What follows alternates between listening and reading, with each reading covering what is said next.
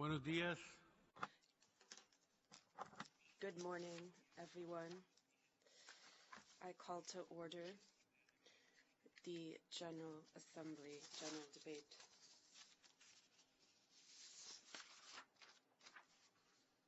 The 25th plenary meeting. We are continuing the general debate, item 1.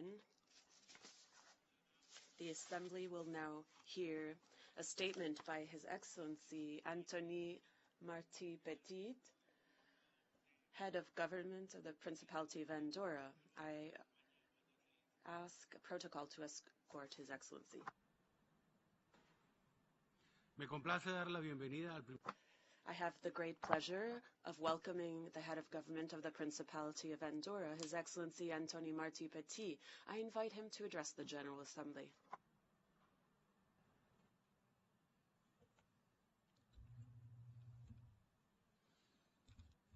Señor President, Excellencias.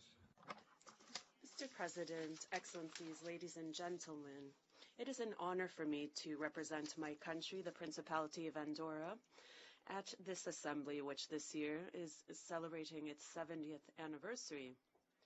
Over the last 7 decades, we have listened how speakers at this very podium spoke every year of peace, social justice, and recently as well of social sustainable development. If this theme has been addressed for so long, perhaps it is because that something has not gone well. Perhaps the international community has had shortcomings, has not been able to sufficiently move forward the promotion of these values that are part of the philosophy and charisma of the United Nations organization. Clearly, with the United Nations, the international community has made unprecedented progress. However, we recognize that not all has gone smoothly and there's much room for improvement, and that recognition is the first step forward to squarely tackle the challenges of the present and future in a realistic and effective way. Over the last 70 years, the world has changed a lot. 70 years ago, the international community agreed on preventing a third world war that would devastate the future of humanity. And to prevent that, the major powers opted to, rather than impose their own order in a unilateral way, they opted instead for consensus and harmony, because solutions that are joint, balanced, and fair are much more lasting than those imposed through coercion or unilateral use of force. As we heard President Obama a few days ago, here in this room, no country can claim to solve the problems of the world unilaterally, and no country can be isolated and think that the problems affecting the rest of the world will not affect it.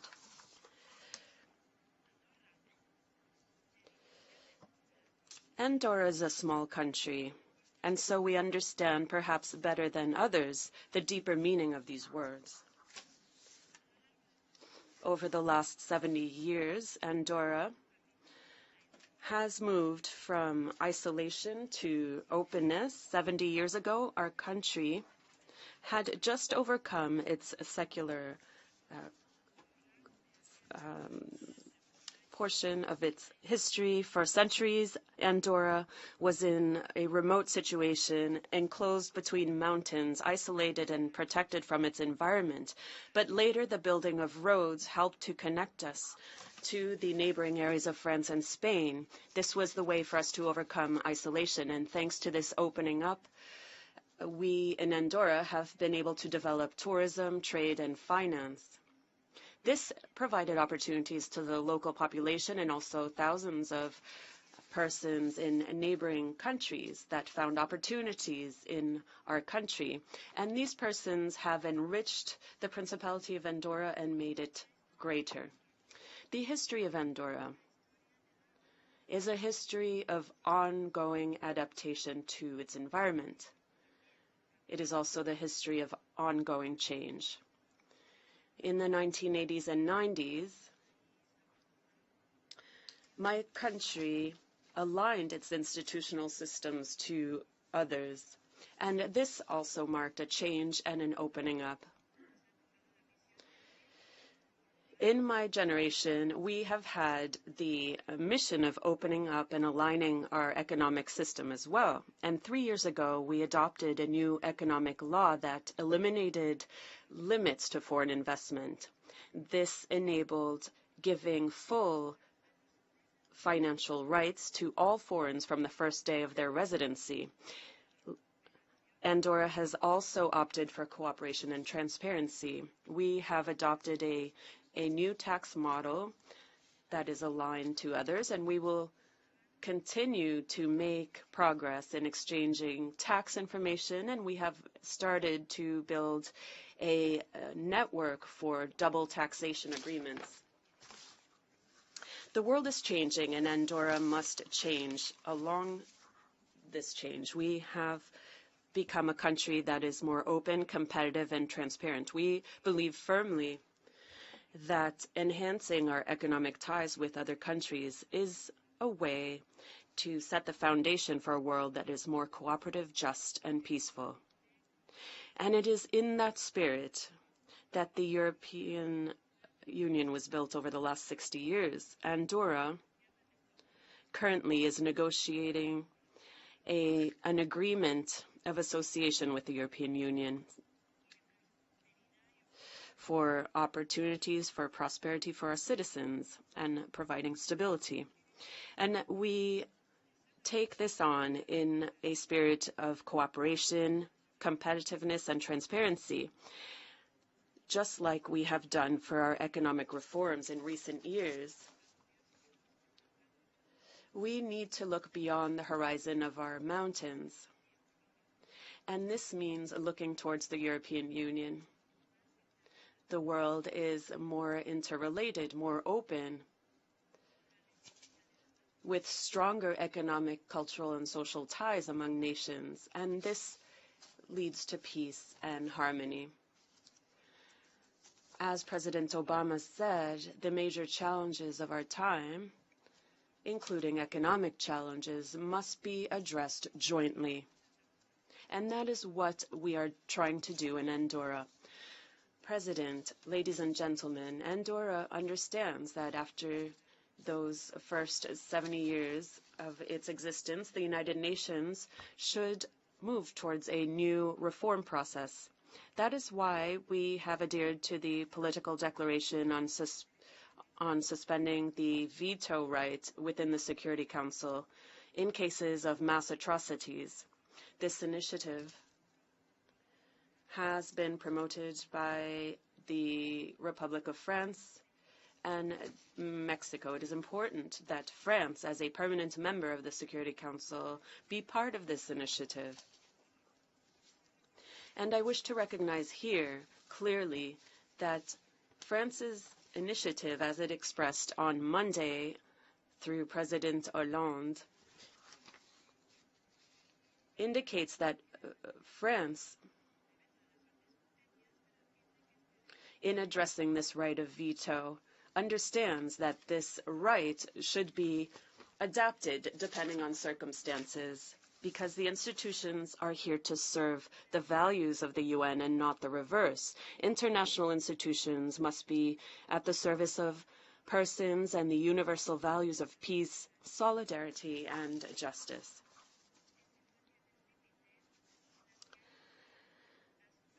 When the survival of thousands of persons is at play, the international community cannot remain at a standstill.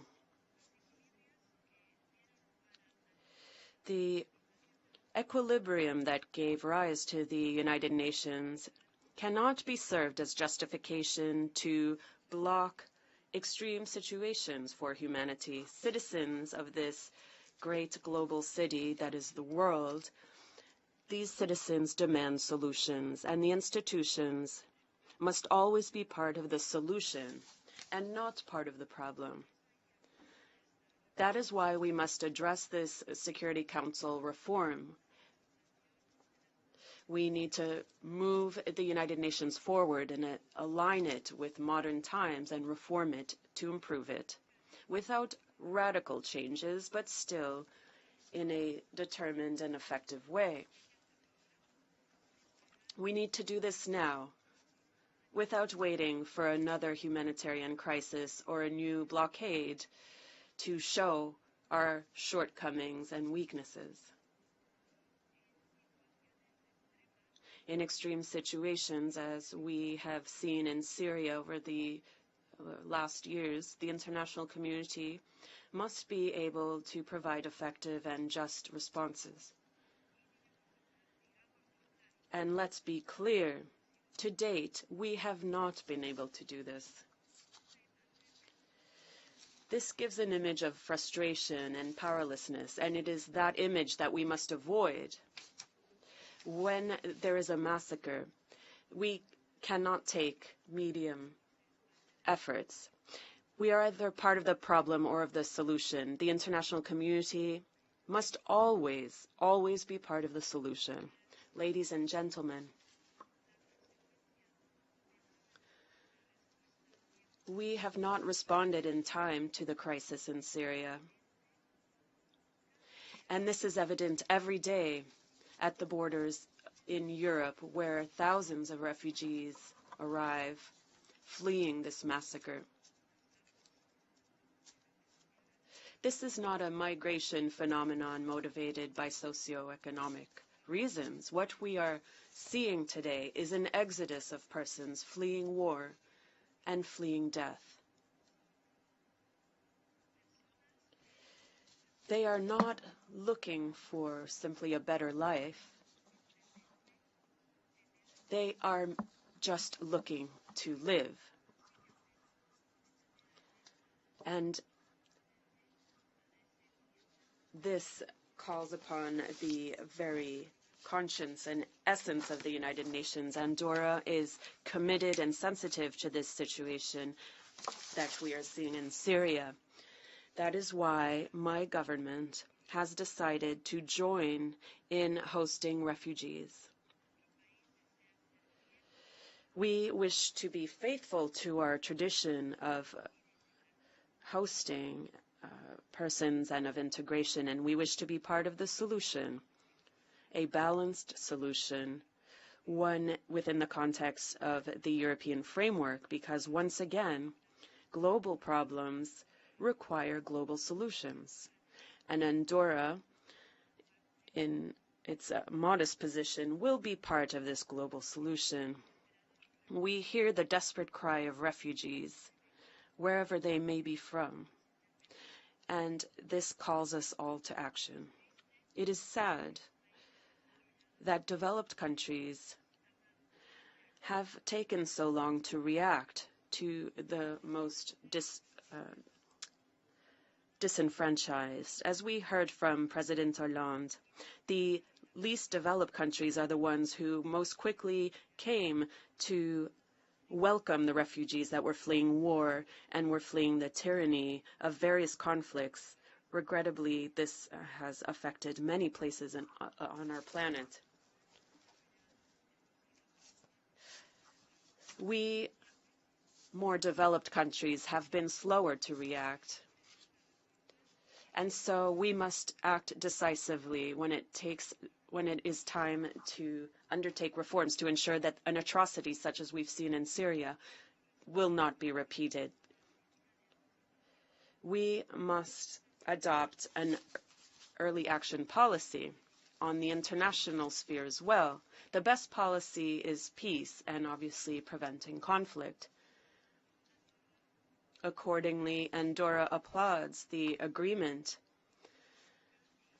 between the United States and Iran on the nuclear issue. This agreement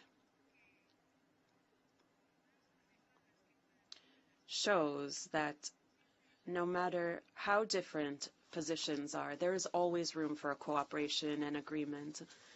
Mr. President, as we are a small country, this does not mean we are not capable of combating atrocities of war. In this respect, Andorra accepted the amendments to Kampala, a text which defines the crime of aggression and it sets out conditions for the International Criminal Court to exercise its jurisdiction before this crime so that no one is immune. Some years ago, this very assembly and spoke of conflicts in Libya and Syria, and it reflected on the best and most effective way to resolve a conflict and what justice should be implemented. This is an open discussion, but I believe that, as we have seen, we need to be effective and just, because justice, if it is not effective, is just words on paper, and justice must be effective. As Pope Francis said here in this room on the 25th of September, justice is an effective, practical, constant way to make specific steps and take immediate measures. There is no lasting solution without justice. That is why the regimes and tyrants perpetrating these massacres and continuously violating human rights, they cannot be part of the solution because they are clearly part of the problem. And the victims of conflict cannot live knowing they have not been sufficiently taken care of by the international community. Live knowing they have not been sufficiently taken care of by the international community. Ladies and gentlemen, the United Nations organization has as its primary goal from its inception the goal of fostering peace and preventing conflict. But the very founders themselves realized that peace and justice goes hand in hand with education, opportunities, social rights, and the rational and sustainable use of natural resources and the environment. That is why Andorra has committed to other areas as well, including education and sustainable development. We have a long-standing history of welcoming immigrants and of managing integration and diversity. We have an educational system which includes aspects of the French, Spanish, and Andorran educational systems. And we have a trilingual society, one that is prepared in this global world. My country, hence, has been prepared in addressing this initiative for Global Education First initiative promoted by the Secretary General. This initiative advocates for universal primary education, quality teaching, and promoting global citizenship. We must always bear in mind the values that are part of this initiative. Ladies and gentlemen, tackling issues from a global perspective is more needed today and more evident in dealing with the environment. There are problems that unilateral measures are used to resolve. But in this case, the solution would be imperfect and not long-standing and would not resolve the issue in the long term. The solution will be global or not. So we must bear in mind the notion of a global citizenry, a global people, as we heard from President Dilma Rousseff of Brazil in opening this assembly. Perhaps smaller countries such as my own better understand this notion of a global people, because Andorra is a country, but we are a people too.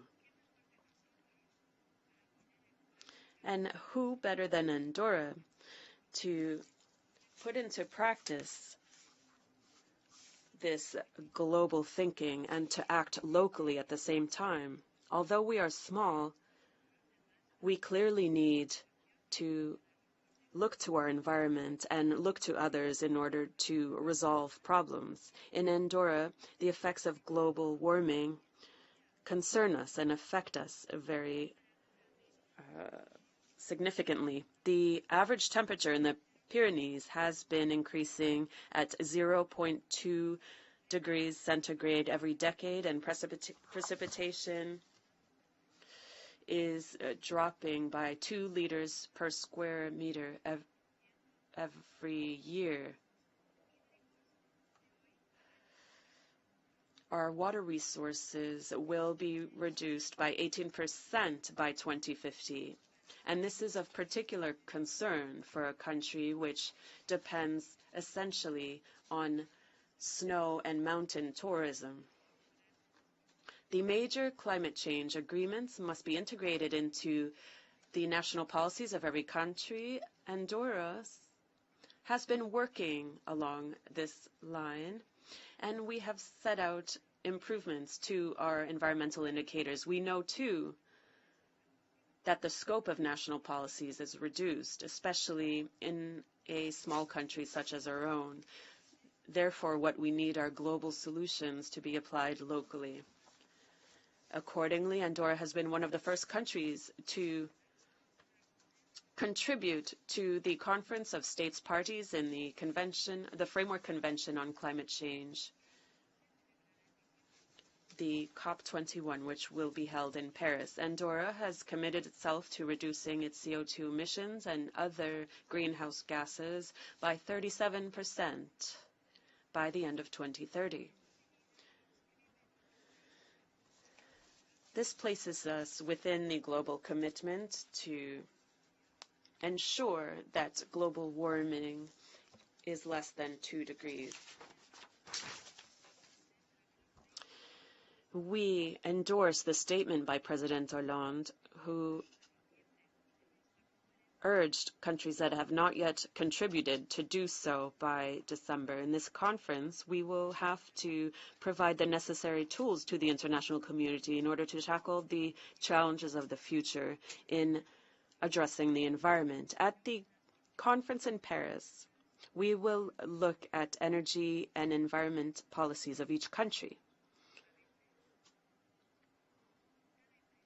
At times, we have the impression in the international community that there is not much sensitivity to national problems and that national policies lack global vision.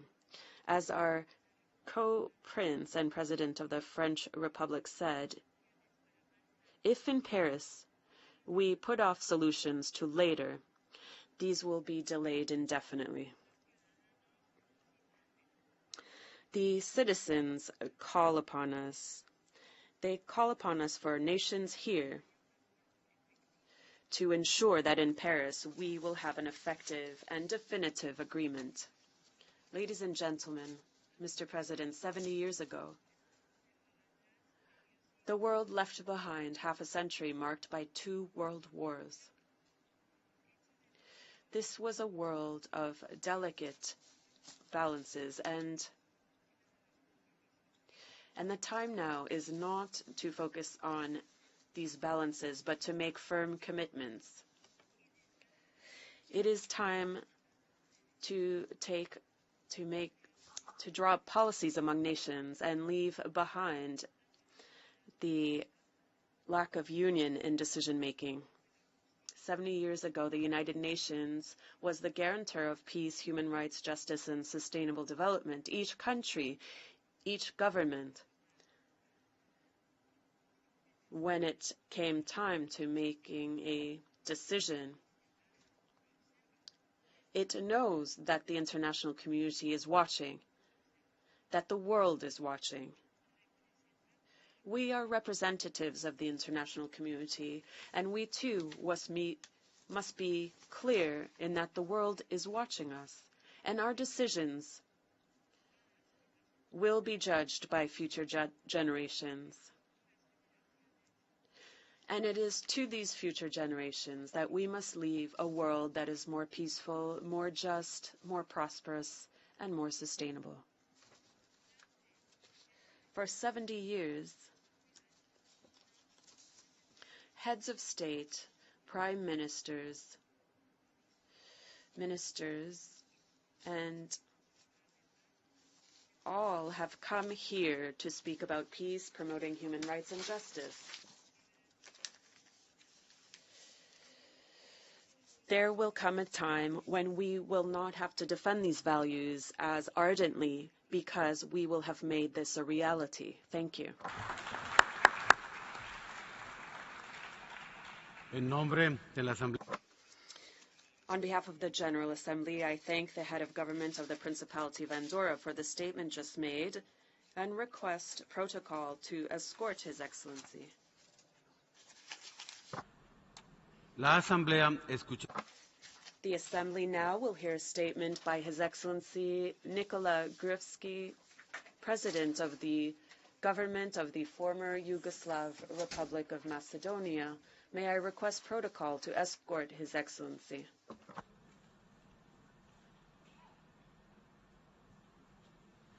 Me complace dar la bienvenida al presidente de gobierno de la ex república.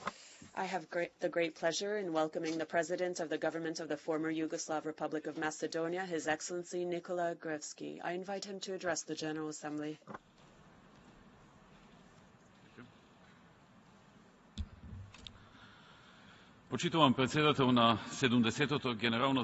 Distinguished President of the 70th United Nations General Assembly, Distinguished Secretary General of the United Nations, Your Excellencies, ladies and gentlemen. I am privileged to take part in the general debate in this year in which we mark the 70th anniversary of the establishment of the United Nations, the 20th anniversary of the Beijing Conference, the decade and a half since the adoption of the Millennium Declaration, and a decade since the 2005 World Summit. Since 1945, and at the end of the devastating war which took the lives of more than 50 million people, the United Nations, firmly committed to promoting freedom from want and fear, has established itself as a determined and driving force behind the international community and positive changes in the world. Critics of the UN mission say that we live in a world in which conflicts in many parts are perpetuating, affecting the lives of millions, in a world in which new conflicts emerge, affecting millions of other lives, a world where the proliferation of arms jeopardizes innocent lives and undermines economic development, a world of extreme poverty, of a lack of collective will to agree on issues affecting us all, such as climate change. We live in a world of tens of millions of refugees and displaced persons. Despite all of this, I do not think that the United Nations has failed its mission. On the contrary, it resolved or mitigated and continues to do so difficult situations and issues which none of us could do by ourselves. And that is why we gather regularly here in New York to discuss and develop instruments that show how we, the United Nations, can better cope with the existing and emerging challenges of various natures. The failure does not fall only on our organization, but predominantly on member states due to the lack of political will and sometimes courage for bold but essential decisions. Human rights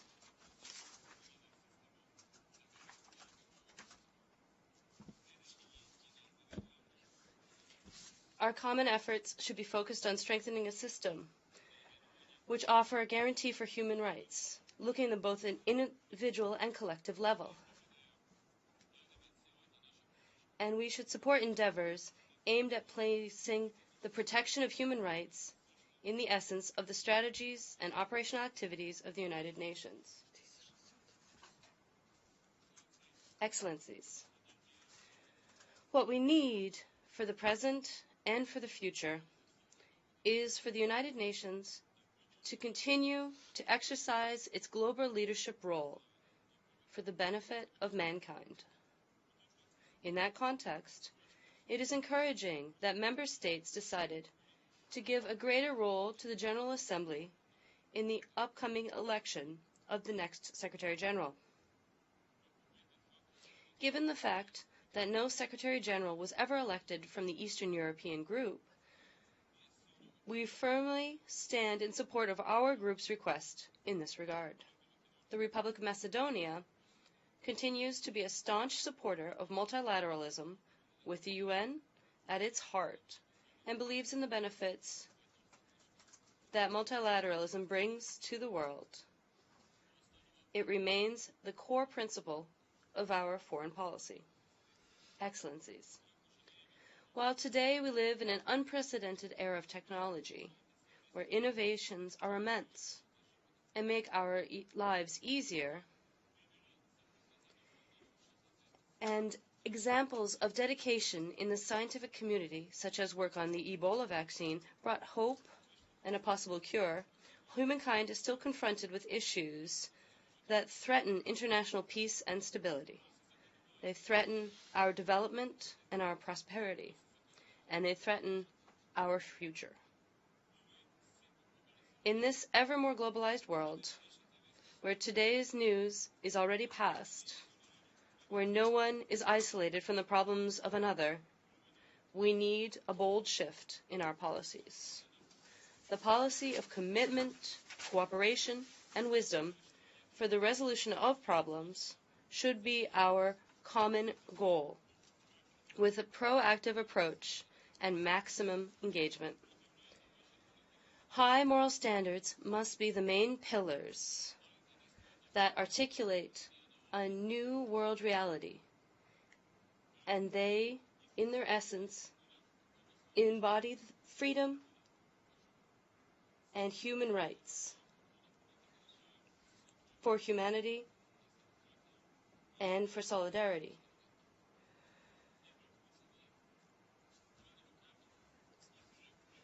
Over the past 70 years,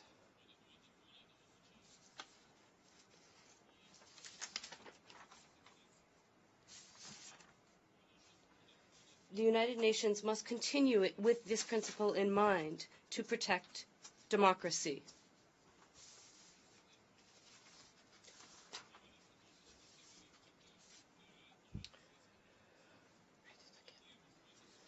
These standards must remain at the heart of our new policies in the world today, and they must keep in mind this solidarity. This is essential. The past 70 years of experience of the United Nations have led us to understand that all member states must be committed to the process of UN reform.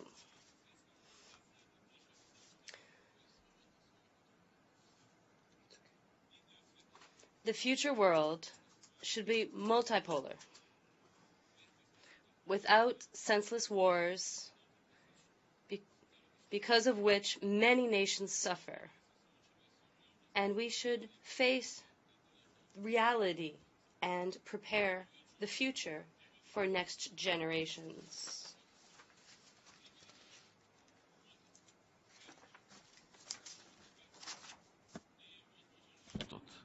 Со полн капацитет, да сочувствува со други.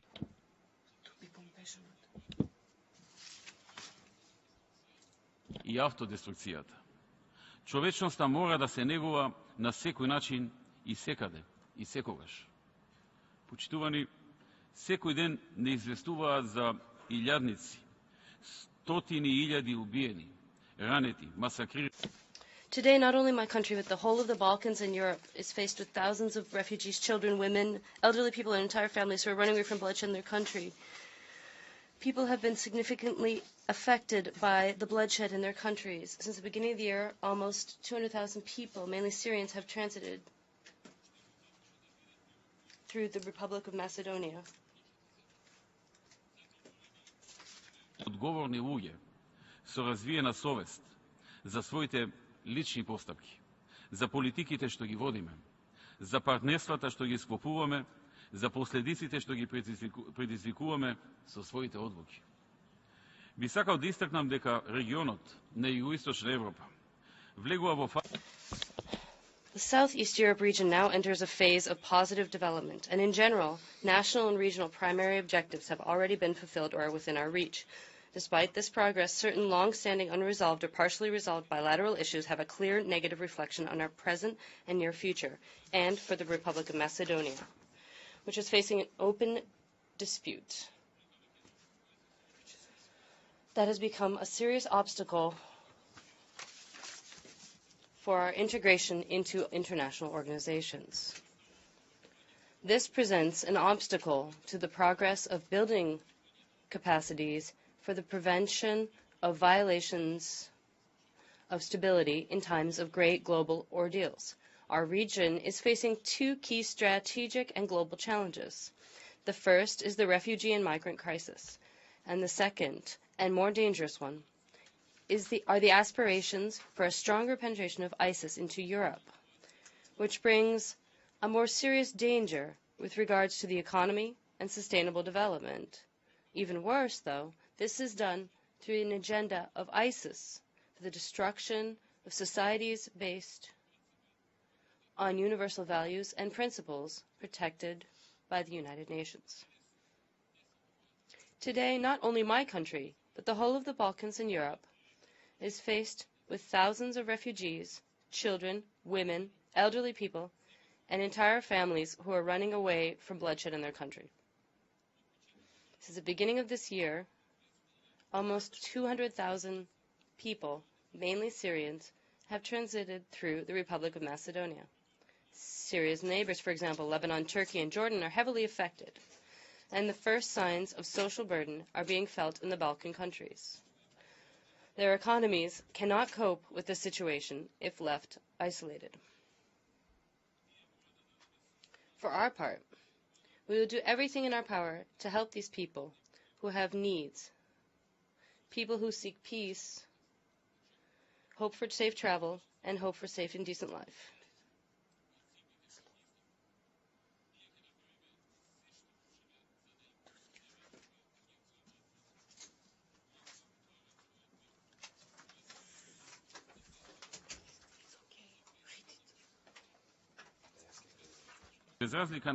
Regardless of the economic and sustainable aspect, we are trying to help them by overcoming and sanctioning certain weaknesses in the established system, but with a strong commitment to contribute to the creation of positive solutions for the people pursuant to their needs. But we cannot do this alone. This problem assumes stronger engagement from the European Union in cooperation with the Balkan countries, a commitment which would be very significant for the enhancement of cooperation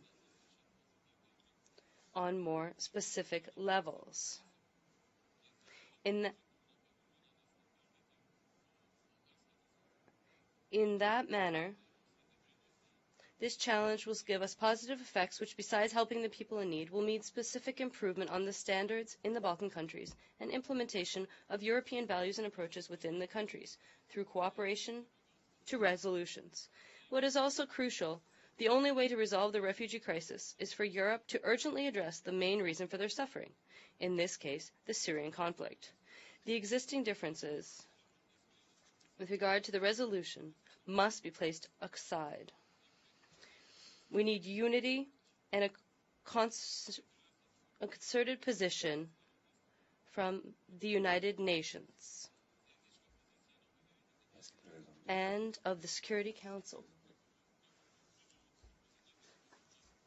as in the example with positive results with the agreement or on elimination of Syrian chemical weapons, a situation where diplomacy accomplished a great victory. Mr. President, The situation in the Middle East is getting worse. The coming of ISIS has worsened the situation even more. This security situation of foreign fighters has brought a new challenge for us of religious intolerance, extreme and hatred. ISIS is not only a threat for the Middle East, but a global threat of which no one is immune, and especially the countries from Southeastern Europe, from where there's a bigger threat of greater penetration from ISIS, but also an influence on the population. Facts that can have a very serious significance of destabilizing multi-ethnic societies. This is why peace in the Middle East, especially, is a question of great significance. The positive development of the P5 countries plus one with Iran is a positive development for the region that can be used as well for Syria. But what is important is to follow a policy of prevention, of which we're discussing exactly in the United Nations and exactly in our region. This is why, with a common effort of the United Nations, the collective security, but especially of the security services in the region, we have to prevent the manifestation of extremism in the region, preventing isolated conflicts or efforts to destabilize in this region. The actions to destabilize the core are a positive step forward, but we have to continue to address the populations in these, because they are the aim of these extreme groups of social inclusion based on the values of the United Nations. Mr. President, Southeast Europe must cement its security and move forward, solving the open questions, solved exactly on the basis of the United Nations, in the shortest period of time, must be a strategic effort and a priority for the United Nations. The Republic of Macedonia remains a positive and constructive actor in this, giving a positive contribution to the good neighborly relations, the regional cooperation, and cementing of regional cooperation and security. This year, we have the presidency of the Central European Initiative, and we're focused on promoting of regional interconnectivity, development of infrastructure connections. The main strategic and foreign policy priority of the Republic of Macedonia remains our membership in the European Union and NATO. All reforms taken in the country are with that aim in mind, and all problems are resolved with that spirit. Despite the challenges we face, allow me to stress that there shouldn't be any obstacles on our path to the North Atlantic community. Ladies and gentlemen, one question that still remains for permanent stability of our region and influences directly my country, and still is on the agenda of the United Nations, is the difference we have with Greece over the name of my country. That is, the difference between our constitutional name of the Republic of Macedonia. Resolving this issue with our neighbor is a priority within the resolutions of the United Nations and also within international law, which is a subject of the discussions for a commonly agreed resolution. Our positions are clear, and they are within reality, that we are Macedonians, that we speak Macedonian language,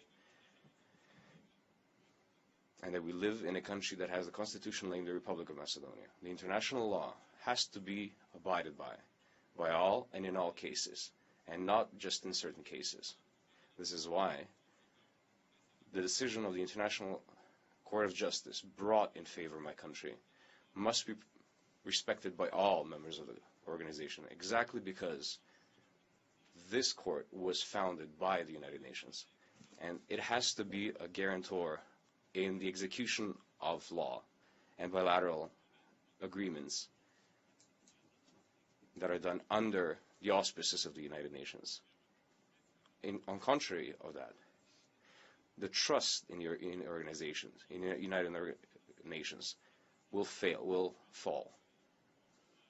And all those skeptics who are attacking it, the validity of the United Organizations will gain energy. My country, the Republic of Macedonia, in the past 25 years, and since it has declared its independence, it went through a transition of its region and the Europe. It is not good to have the impression that the Organization of the United Nations are standing on the side of this process. That is a big obstacle to the progress of my country. A process that makes a precedence that can then easily be manipulated and to destabilize abroad. A serious engagement is necessary to motivate Greece so that to come up in this process because of the inertia that exists due to the economic situation in which it is faced. But the long time of ignoring this country by the international community, it allows for the key players to not have prioritized this issue. We have to find a solution as two friendly nations, which, except for this, don't have any other problem. We have to respect each other, to cooperate, to talk to each other in a positive spirit of friendship and cooperation with all countries in the region. My country has to continue to go on to try to get the benefit for its own sake, but also for the sake of the region. I would like to call upon the new government in Greece, as we've done before, in the spirit of good neighborly relations, to solve this issue like neighbors, respecting the interim agreement from 1995, like a part of our relationships, an accord that is under the auspices of this organization, which should have brought a resolution and not just postponement. We've developed a few steps that will take us from there very recently, steps that can create a positive climate to resolve this issue. I hope that this approach will continue with the new Greek government and the prejudices will be gone over. To today's generation of politicians have to make this agreement that was created 24 years ago as purely political instrument to create points for certain politicians.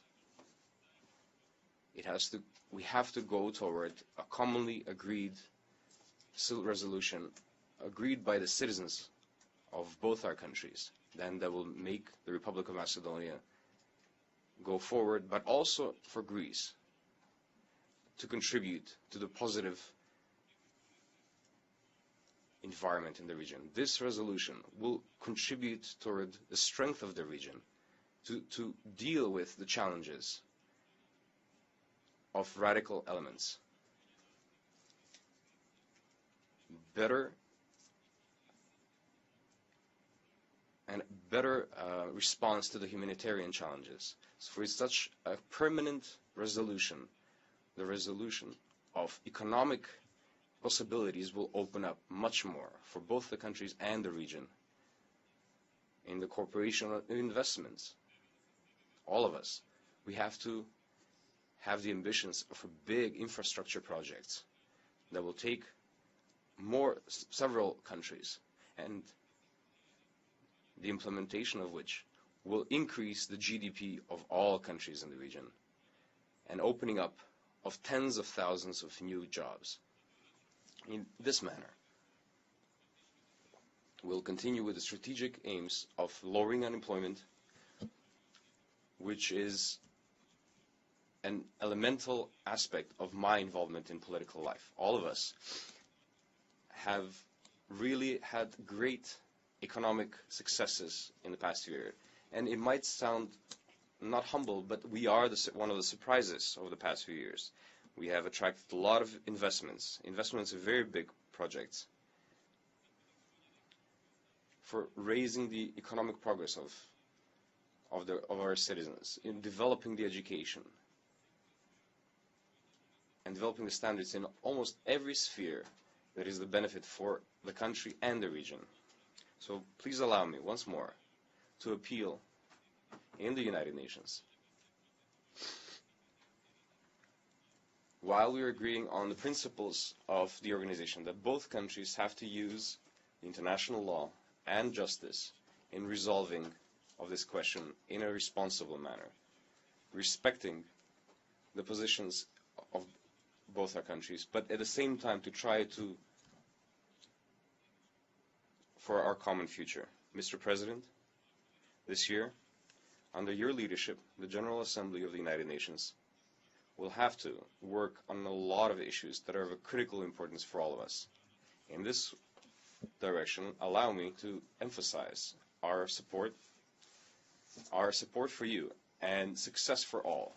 The Republic of Macedonia will continue to work with all member states of the United Nations for strengthening the international peace and security, promoting human rights, and achieving the global development goals. At the end, I would like to emphasize our gratitude to the Secretary General of the United Nations in leading our organization. Thank you very much.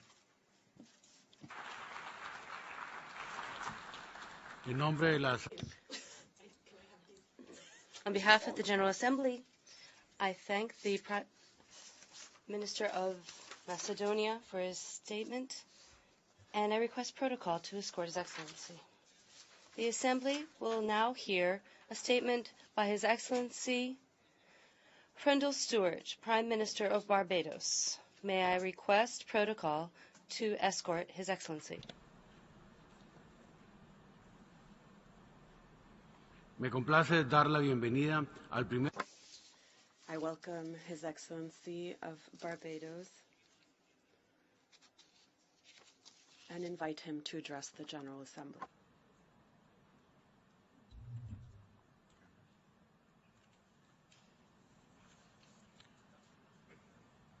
Mr. President, permit me to begin by congratulating you on your election to the presidency of the General Assembly in this 70th anniversary year of the United Nations. You represent a country, Denmark, whose service to the United Nations and the global community has been exemplary. I anticipate that, upholding those fine traditions, you will guide us judiciously as we embark on the journey toward this organization's centenary. I assure you of Barbados' full support as we begin to implement Agenda 2030 for the sustainable development, striving collectively to address the diverse challenges which face member countries of the international community.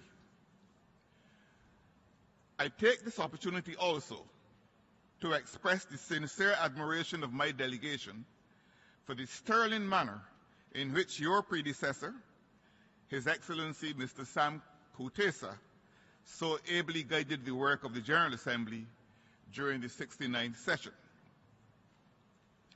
Mr. President, 70 years ago, 50 delegations, assisted by a temporary secretariat, gathered in San Francisco to sign the charter which established the United Nations. That was a moment the consequences of which have been felt across geography and time and resonate with a unique power to this day. Of course, Barbados, like the overwhelming majority of countries which today make up the United Nations, was not among the countries represented in San Francisco on the 26th of June 1945. Only 50 delegations gathered then, representing generally the victors of the Second World War. In stark contrast with the select group gathered on that summer day in 1945, today the membership of this organization totals 193 states, representing virtually all of mankind. In Paris in December this year, 196 delegations, including that of Barbados, will gather for the 21st meeting of the Conference of the Parties to the United Nations Framework Convention on Climate Change. At that meeting, we will agree to collective action which will make possible the continued survival of our planet. This is an existential issue for all countries, but in particular for those like mine that are small island developing states. Our countries stand on the edge of a yawning abyss opened up by climate change. For those who framed the charter of this body, the cessation of global war was the single existential threat. While undeniably that threat remains, today it would be to our peril were we not to accord to climate change the same deadly capacity. Barbados and all the countries of the Caribbean community have made clear their view on what should be the outcome of the 21st meeting of the Conference of the Parties.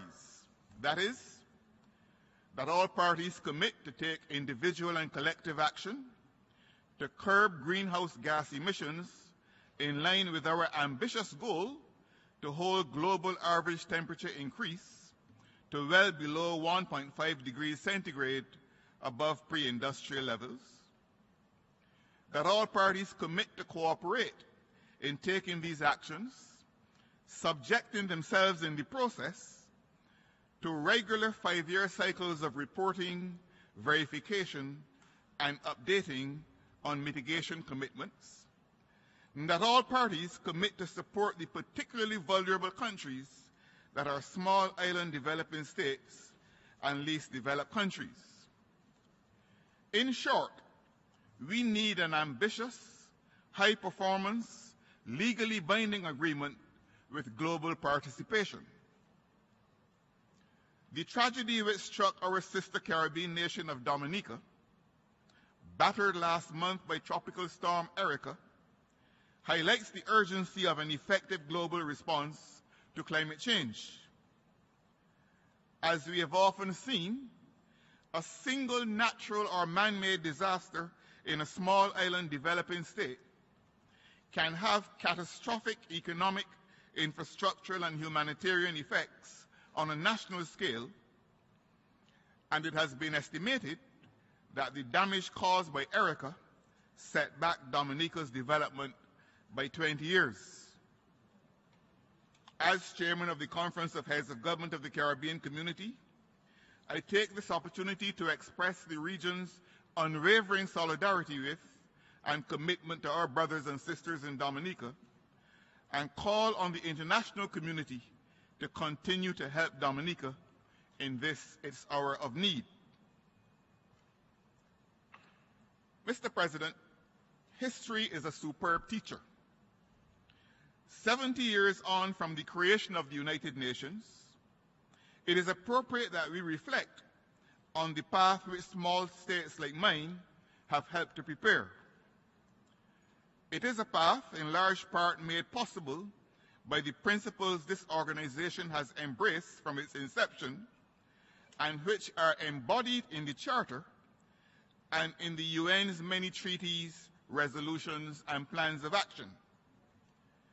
A path from exclusivity to universality. A path which has seen a near quadrupling of this organization's membership in 70 years. a path to an international legal order which seeks to balance the rights of states with their responsibilities, including responsibilities to their citizens.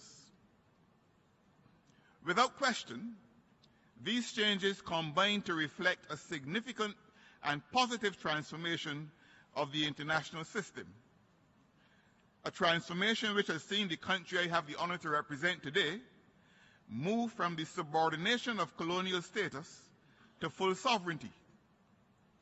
Next year, 2016, Barbados will proudly celebrate the 50th year of its independence and of its membership of the United Nations.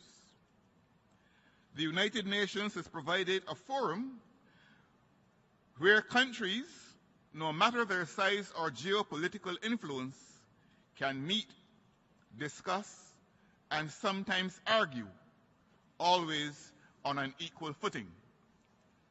The transformation of the United Nations has provided necessary but hardly sufficient conditions for this organization to realize the extraordinary promise expressed in the preamble and first article of the Charter. Member states have failed to eliminate the scourge of war.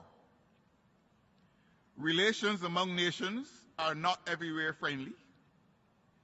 International cooperation has not by itself solved many international economic, social, cultural, or humanitarian problems, nor has it everywhere encouraged respect for human rights and fundamental freedoms.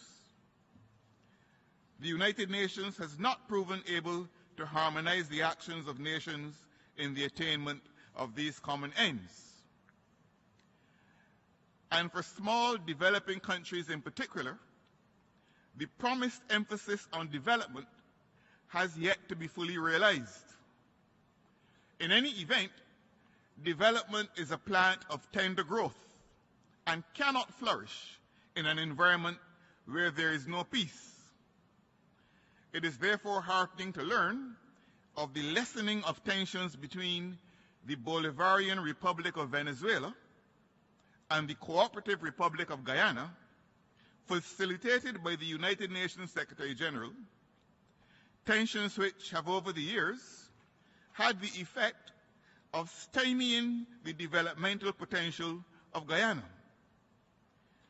I should like to take advantage of this opportunity to express Barbados' unwavering commitment to the territorial integrity of Guyana and state our support for a juridical solution to this dispute which has lasted far too long.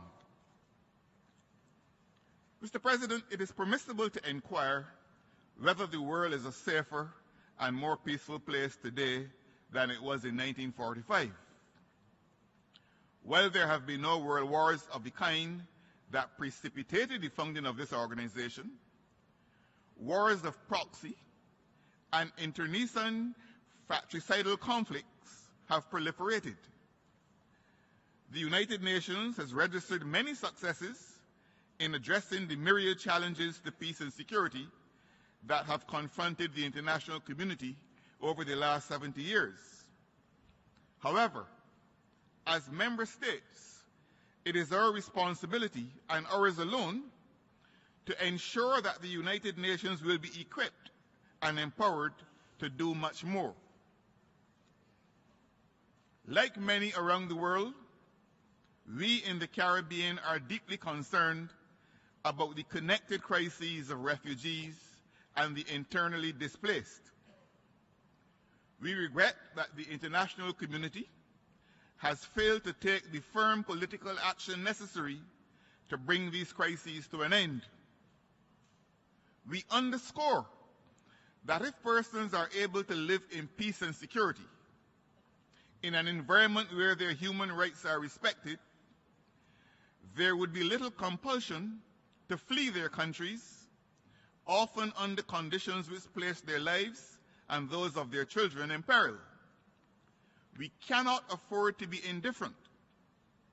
As Nobel laureate Elie Wiesel has noted, indifference is always the friend of the enemy, for it benefits the aggressor. Mr. President, I have described the contours of an international system radically different from the one into which the United Nations was born 70 years ago. Collectively and individually, we struggle to address many of the problems faced by this new world. In 2013, the United Nations adopted the Arms Trade Treaty to regulate the international trade in conventional weapons, with the expectation that it will contribute to the prevention and eradication of the illicit trade in small arms and light weapons. Through the determined efforts of the countries of the Caribbean community and other like-minded states, small arms and light weapons and their ammunition, parts and components were included in the scope of the treaty. Barbados was therefore pleased to ratify the Arms Trade Treaty in May of this year. In July of this year, under the presidency of New Zealand, the Security Council held its first ever open debate on the particular peace and security challenges facing small island developing states. At that meeting, Barbados indicated that it always has and continues strongly to oppose the proliferation and use of nuclear, biological, and chemical weapons. However, for countries like Barbados, the real weapons of mass destruction are small arms and light weapons, and our focus is necessarily on the trade in these weapons, which often goes arm in arm with the traffic in illicit drugs and other organized crime.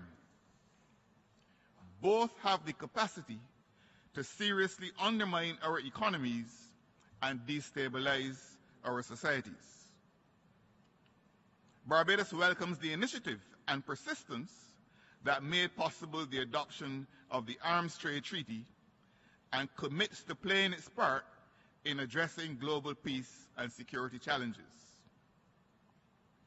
Also in July of this year, we adopted the Addis Ababa Action Agenda, which provides a series of bold measures to overhaul global finance practices and generate investments for tackling a range of economic, social, and environmental challenges. Finally, last week, we adopted Agenda 2030, which formulates a new development agenda based on 17 Sustainable Development Goals. The link between Agenda 2030 and the Addis Ababa Action Agenda is clear. The former sets out the goals, and the latter the means of their attainment. One without the other is bereft of meaning. I take this opportunity to connect these important initiatives to a concern which the countries of the Caribbean community and others have been expressing for some time, most recently during our meeting of heads of government in July, in which this year Barbados had the honor to host. The United Nations and international financial institutions must address the matter of graduation of middle-income countries such as Barbados from access to concessionary and grant-based financing. Now we contend is the time to develop and utilize appropriate measurements for development that go beyond a simplistic reliance on a country's gross domestic product per capita. Mr. President, it was with a special pleasure that we received the news earlier this year that 43 years after Barbados and 3 other CARICOM states, Trinidad and Tobago, Jamaica, and Guyana, had ended their diplomatic isolation of Cuba, the United States of America has decided to do the same. For Barbados, this has been a positive development, since consistently, insistently, and persistently since 1972, we have been calling for an end to the economic embargo, which has not only retarded the development of Cuba, but also cheated its people's aspirations of merited fulfillment. My delegation congratulates President Barack Obama of the United States of America for the hindsight, the insight, and the foresight which informed his decision, and looks forward to the process of Cuba's total embrace being perfected by the removal in the near future of the economic embargo. In similar vein, Mr. President, it is not without significance that 21 months before we adopted Agenda 2030, the General Assembly adopted a resolution which declared an international decade for people of African descent under the theme, People of Africa.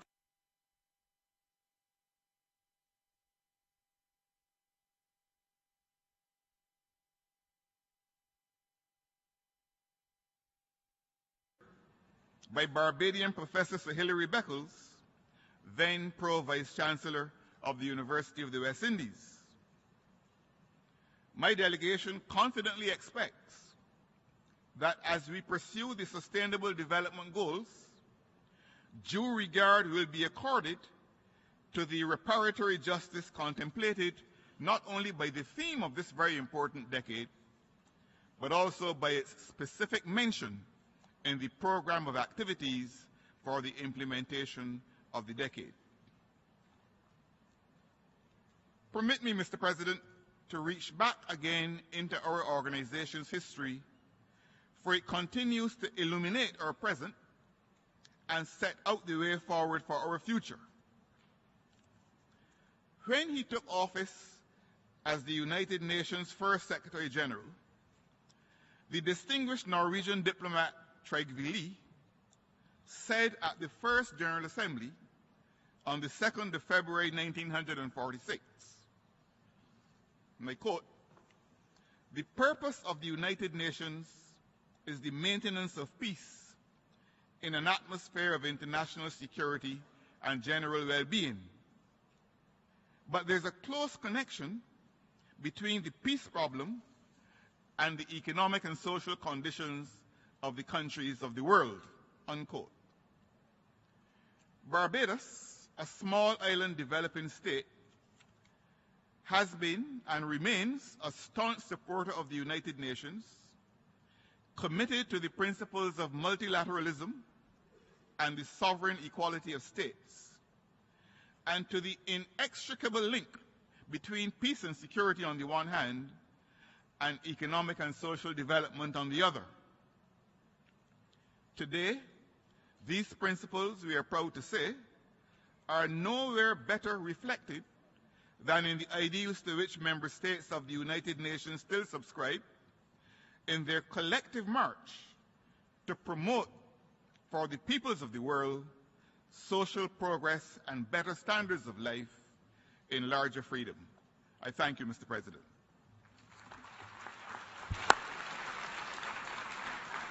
En nombre de la Asamblea General, On behalf of the General Assembly, I thank the Minister of Barbados for the statement just made and request protocol to escort His Excellency.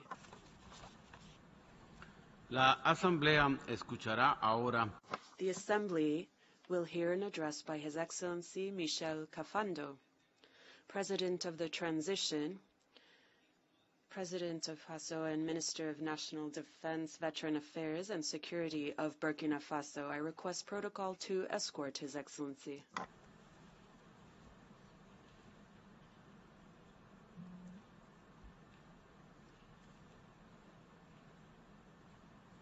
en nombre de la Asamblea.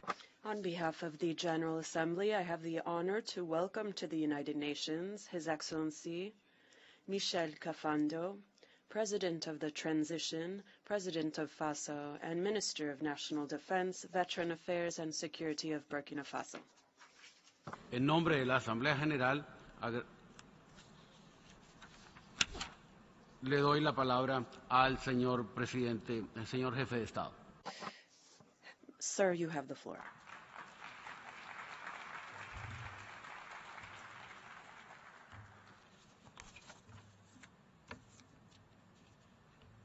Monsieur le Président, Mr. President, heads of delegation, representative of the Secretary General, ladies and gentlemen, it is an honor for me to address this august assembly. As President of the Transition of Burkina Faso, I wish to convey here my sincerest and warmest appreciation to you and congratulations on being elected to preside over the 70th General Assembly of the United Nations. I should also like to pay tribute to your predecessor, Mr. Sam Kutesa, for his clear-sighted guidance of our 69th Assembly. Mr. President, the transition I am leading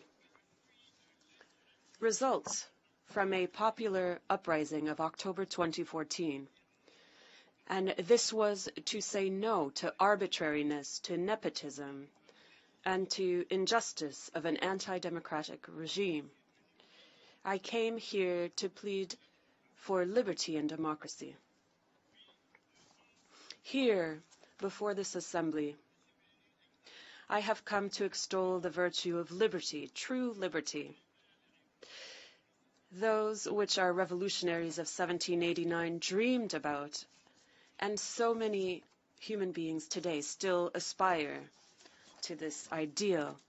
I want to call for liberty, plain and simply. As I was deprived of this for a time, I know how precious this is. Before this assembly, I have come to call for democracy. This democracy has become universal. Except in Burkina Faso, where Praetorians of another time were rowing against the current of history and tried to seize democracy in order to serve their sordid ambitions. Dear friends of the international community, it is thanks to you, defenders of these values I mention, and I speak here freely before you. This was unthinkable even just 2 weeks ago, when I was jailed in the military uprising. On September 16th, my country, Burkina Faso, was a victim to a heinous coup d'etat perpetrated by officers bought by vengeful politicians. And moreover, this was just before our electoral campaign. This was without taking account of the Burkina population. The national and popular response was spontaneous. They tried to block the path of this coup. Regrettably, this led to a tragic loss of life and numerous wounded. Here, Burkina Faso, and its youth in particular, has shown an unprecedented level of patriotism. The international reaction, too, promptly came forward to unanimously condemn this coup and support the transition. From this rostrum, I wish to thank all countries without exception and the international organizations and civil society organizations and journalists of the world. I wish to thank you, all of you who have come together so quickly to frustrate this coup d'etat and enabling normalcy and legitimacy to be back. le peuple du Burkina Faso The people of Burkina Faso have asked me to speak to you, to your nations of peace, and convey our deep appreciation to you. We ask you to continue to support our efforts to anchor genuine democracy in Burkina Faso through holding free and transparent elections that we will be organizing shortly. Mr. President, I have spoken at length about my country, but now I wish to address the major concerns on the international scene. First, the global economic situation. There continue to be adverse effects in this area. Accordingly, this calls upon us to work jointly to eradicate poverty in developing countries in particular.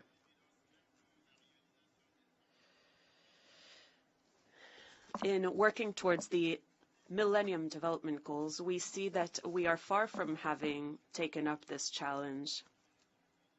Although significant progress was made by several member states of the United Nations, we must, in fact, step up our efforts and take robust action in order to improve the living conditions of our populations. Action. Commitment to action. This is a theme for our session, and we would welcome rapid action leading towards tangible results on the basis of ambitious and pragmatic programs, first and foremost. It is interesting to note within this context that the program of action adopted by the Third International Conference on Financing for Development this lays the groundwork for effective implementation of the post-2015 development agenda that we have adopted together. We welcome that this conference was held, and we hope that the consensus agreement on a new generation of sustainable development goals will bring about social and economic well-being for our populations. Climate change is a key parameter of development, and this merits particular attention. That is why it is crucial for the United Nations Conference on Climate Change, which will be held in Paris. It is crucial for this to go smoothly. The environmental treaty that is to result from this should enable us to protect our planet against environmental and weather disasters and environmental aggression from abuse owing to the consumption society that we are part of. In 70 years of its existence, the United Nations has unflaggingly endeavored for a world of peace, a world that is safe. Burkina Faso reaffirms its determination to resolutely support peacekeeping efforts in the world. And we are already actively present in peacekeeping operations in our sister Republic of Mali, for example, where the mission is twofold: to ensure security in the country and to combat terrorism. We contribute to the international community's efforts to combat terrorism and violent extremism. Eradication of these requires a global coalition. Mr. President, on the issue of disarmament, we must continue our efforts and restore confidence among our states. It is this confidence that facilitated the conclusion of the 14 July 2015 agreement on the Iran nuclear deal. This enabled reassuring the international community on its legitimate fears concerning nuclear proliferation. We encourage United Nations member states, likewise, to move towards a peaceful resolution of the Israeli-Palestinian conflict. As regards Western Sahara, my country has always encouraged a negotiated political solution, and we reaffirm our endorsement of the Kingdom of Morocco for a status of autonomy for the Sahara region as a credible and realistic alternative in finding a solution to this dispute. With regard to U.S. sanctions against Cuba, Burkina Faso endorses a complete lifting of the embargo. We also welcome the new positive developments which have arisen between Cuba and the United States of America. And this will lead to a definitive normalization of bilateral relations between the two countries. Mr. President, We are a full member of this common organization. Burkina Faso hence endorses the reforms meant to streamline the functioning of the United Nations. On reform of the Security Council, we reiterate our full support to the African position, which is based on the Ezulwini Consensus and the Sirte Declaration. It is in line with the ideals of the United Nations, based on the principle of peaceful coexistence, dialogue, and peaceful dispute resolution, that we welcome and encourage a rapprochement between the People's Republic of China and the Republic of China, Taiwan. Before concluding, sir, distinguished General Assembly, before concluding, I wish to convey my appreciation for international solidarity shown to eradicate the Ebola virus.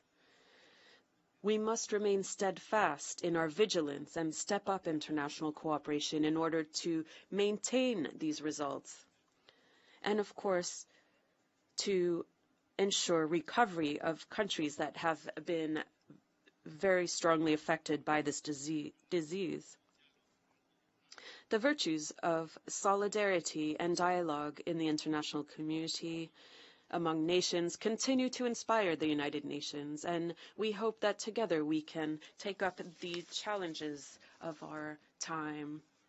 Before leaving this rostrum, may I convey to you my deepest appreciation in the tremendous task before us of building an international society that is more democratic and more humane. You can always count on Burkina Faso to lead these efforts. Burkina Faso wishes to reiterate its friendship and simply reiterates its great thanks to you. En nombre de la Asamblea General.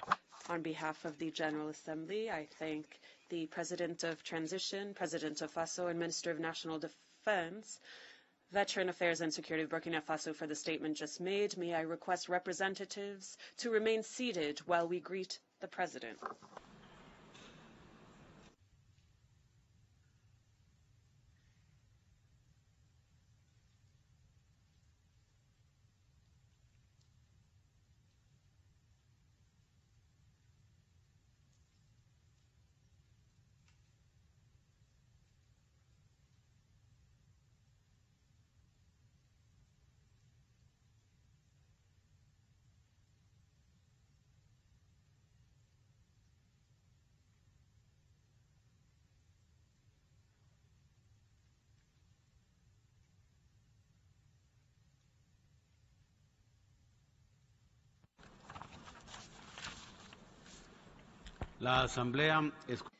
The Assembly will now hear His Excellency Anirudh Jugnauth, Prime Minister of the Republic of Mauritius.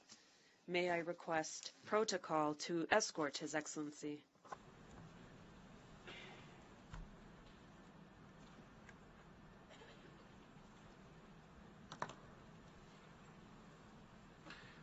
Me complace dar la bienvenida al I have great pleasure in welcoming the Prime Minister of the Republic of Mauritius, His Excellency Anirudh Jugnauth. I invite him to address the General Assembly.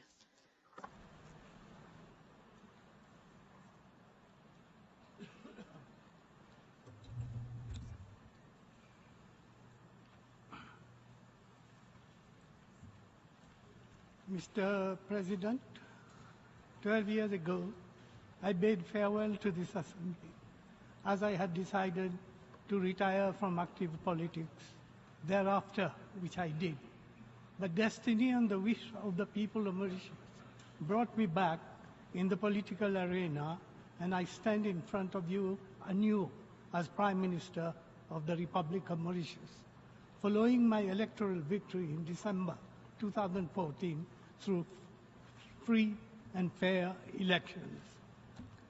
This, Mr. President, is yet another affirmation that Mauritius upholds a high tradition of democracy, respect for human rights, rule of law, and peaceful coexistence. We will solemnly continue to uphold these universal values that require our careful nurturing as member states of the United Nations. For indeed, there can be no better tribute to the United Nations as we celebrate the 70th anniversary of the UN Charter than to see nations working together to sustain these values and towards the establishment of peace and security. Mr. President, in this context, we commend the Secretary General for the timely setting up of a high-level independent panel on peace operations to review the UN peace-building architecture. We are particularly supportive of the recommendation for stronger and deeper partnerships between global and regional organizations to promote international peace and security. For we in Mauritius have witnessed how the collective efforts of the United Nations, the African Union, SADC, the Indian Ocean Commission, and other regional economic communities unlocked the political stalemate in Madagascar, enabling our neighbor and brother nation to pursue its development. Similar collaboration has also enabled the AU to deploy robust operations in complex situations in Mali, the Central African Republic, and Somalia. Mr. President, Mauritius strongly condemns the recent coup in Burkina Faso and appreciates the present initiatives of the UN, the AU, and ECOWAS to keep that country on the path of democracy.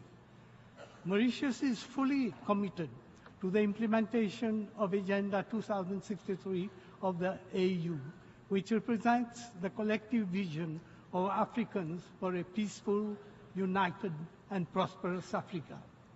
Mr. President, we congratulate the Palestinian AU, which represents the collective vision of Africans for a peaceful, united, and prosperous Africa. Mr. President, we congratulate the Palestinian Authority on the occasion of the formal recognition by the UN of Palestine as an observer. Mauritius calls on the international community to put in even greater efforts to ensure that the two independent, secure, and viable states of Palestine and Israel live peacefully side by side. Similarly, we wish to see end to refugees fleeing one tragedy to face an even greater disaster. Mr. President, the spread of armaments, nuclear proliferation, terrorism, and piracy remain important threats to world peace and require our constant vigilance. My country will thus pursue its fight against piracy as a member of the contact group and welcomes the decision to review the boundaries of the high-risk area so as to reduce inflationary pressures on maritime and freight costs. Mr. President, we welcome the agreement reached on the Iranian nuclear issue and seek the implementation of the Joint Comprehensive Plan of Action as it can contribute to international peace and security. Mr. President, let me share with this august assembly that Mauritius acceded to the Arms Trade Treaty in July this year, and yesterday I deposited our instrument of accession to the Convention on Cluster Munitions. As we deal with the issue of armaments, we must remain conscious that the biggest weapon of all remains fear, the fear that terrorists use so extensively to curtail freedom of thought, freedom of expression, and to impose their intolerance upon those who dare to be different. Mauritius unreservedly condemns terrorism in all its forms and remains committed to combat intolerance and extremism, whether at domestic level or internationally. Mr. President, as we focus on peace and security, let us continue to inspire ourselves from the life and deeds of Mahatma Gandhi, whose birth date we are commemorating today. We have another golden opportunity here to pay tribute to the Mahatma, the apostle of nonviolence, the man who shunned intolerance and who asked us to live simply so that others may simply live.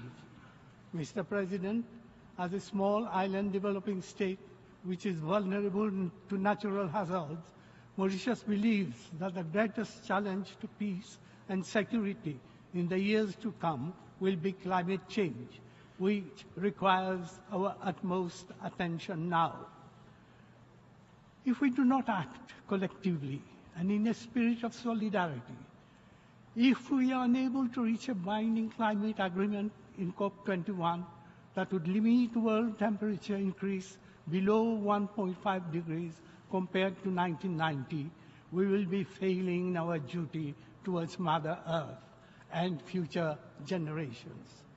Let there be a carve-out for seeds, the most vulnerable of all, the least developed countries and Africa, to enable them to implement fully the necessary mitigation and adaptation measures.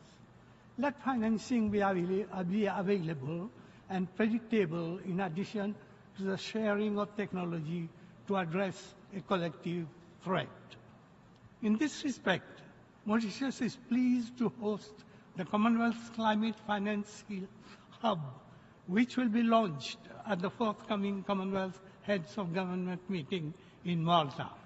The mechanism aims at assisting seeds and LDCs to access much-needed funds for adaptation and mitigation. Mr. President, Mauritius particularly welcomes Sustainable Development Goal 5 relating to women and girls' empowerment.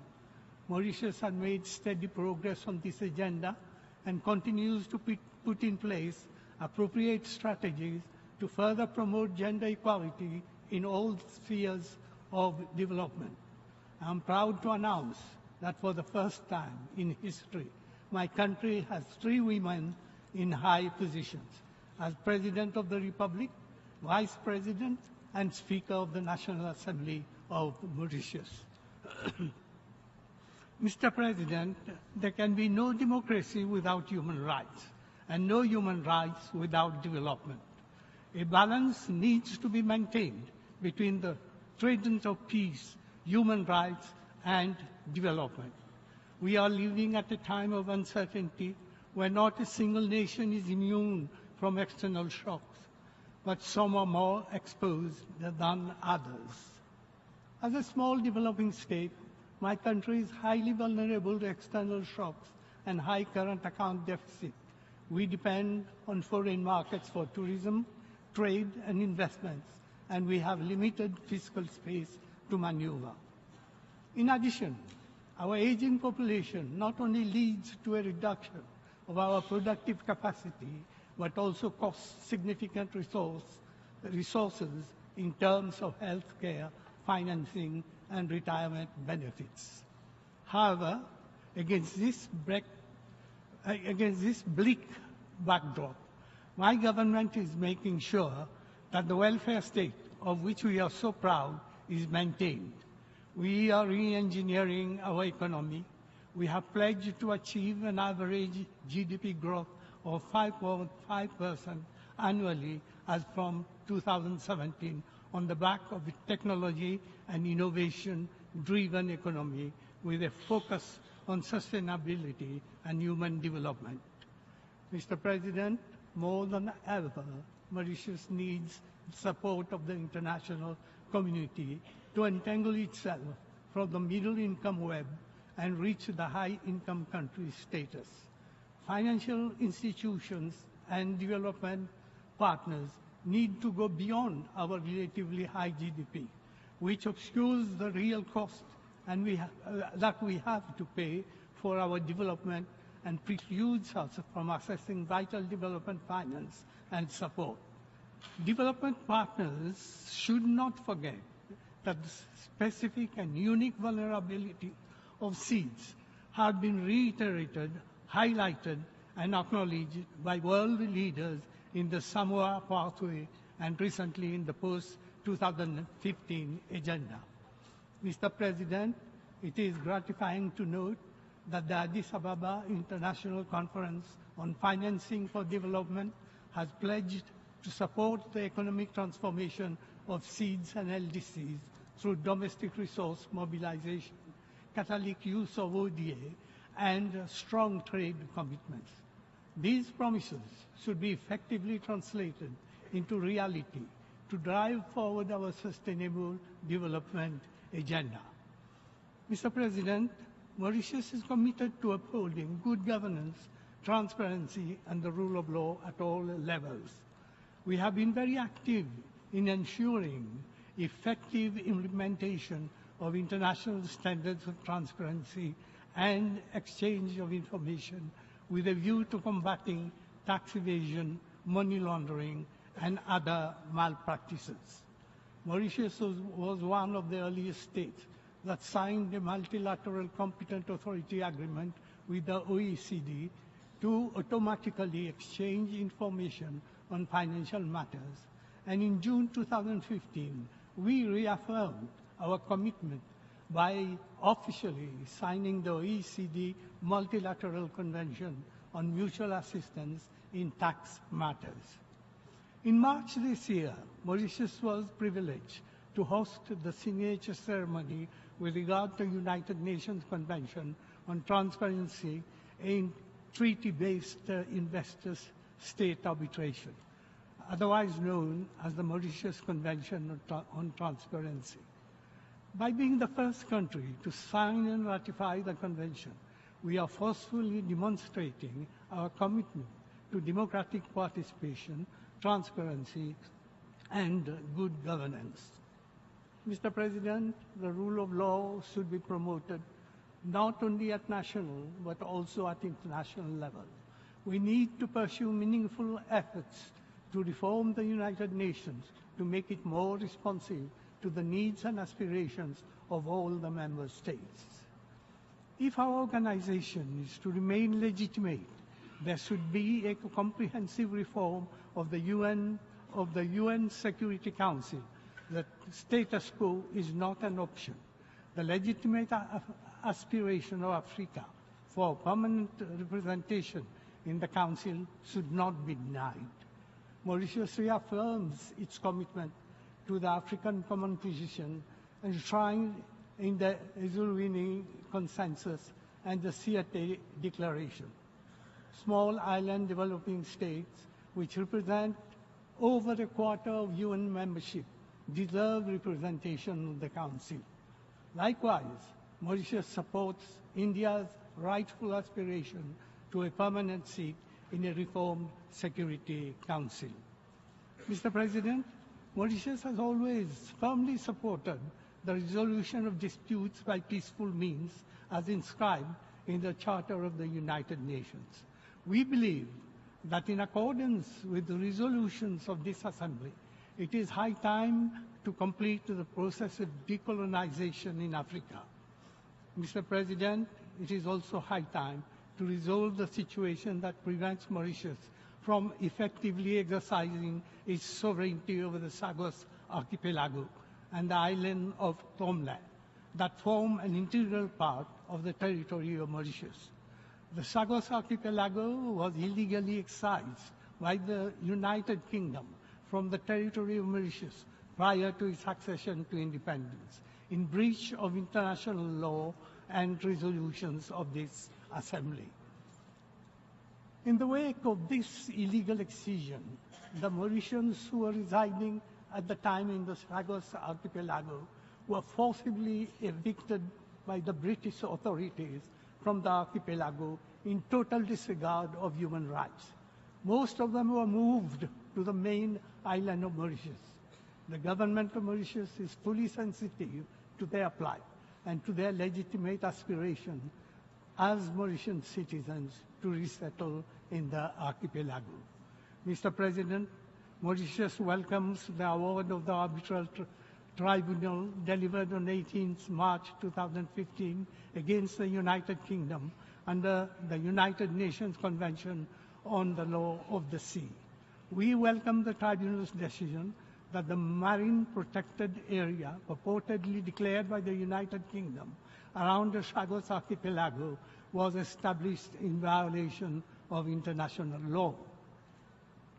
We also welcome the tribunal's unanimous recognition that Mauritius has an interest in significant decisions bearing upon the uses of the archipelago pending its return to the effective control of Mauritius.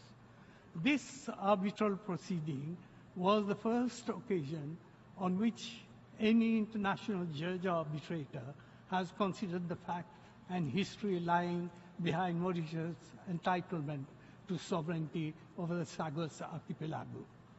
Mauritius appreciates the fact that two arbitrators have confirmed the opinion that the United Kingdom is not the coastal state in relation to the Chagos Archipelago.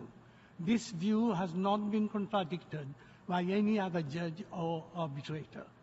This, no doubt, confirms our stand that the Chagos Archipelago is and has always been an integral part of the territory of Mauritius. Mr. President, the Tribunal underscores United Kingdom's legally binding obligations to Mauritius.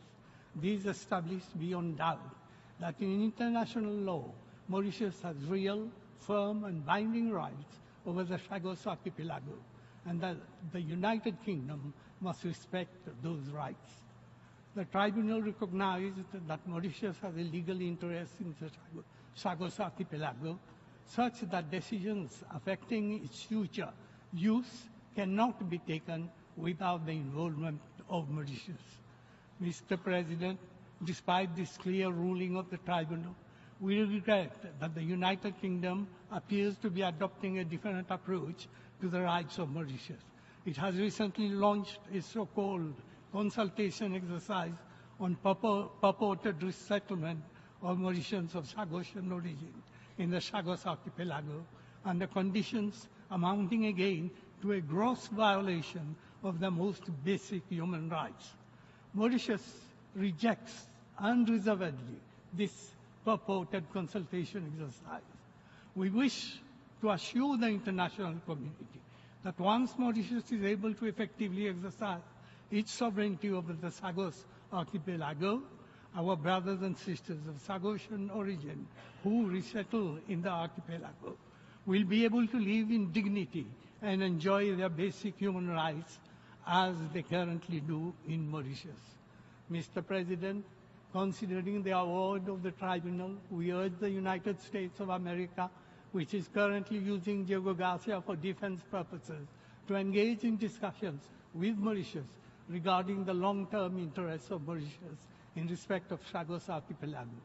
The more so after the affirmation by the President of the United States of America when he so convincingly stated in his speech to this Assembly on Monday, I quote, "We cannot stand by when the sovereignty and territorial integrity of a nation is flagrantly violated," unquote. Mr. President, the government of Mauritius is resolutely committed to pursue all efforts in accordance with international law for the effective exercise by Mauritius of its sovereignty over the Chagos Archipelago, including the possibility of further recourse to judicial or arbitral bodies. And we urge this Assembly and the international community at large to support Mauritius in its legitimate endeavors. In this regard, this Assembly has a direct institutional interest in the resolution of this matter. The Assembly, of course, has historically played a central role in addressing decolonization through the exercise of its powers and functions, especially in relation to Chapter 11 through 13 of the United Nations Charter. Under its Resolution 15 of 14th December 1960 on the granting of independence to colonial countries and peoples, this Assembly declared that any attempt aimed at the disruption of the territorial integrity of such a country is incompatible with the purposes and principles of the UN Charter.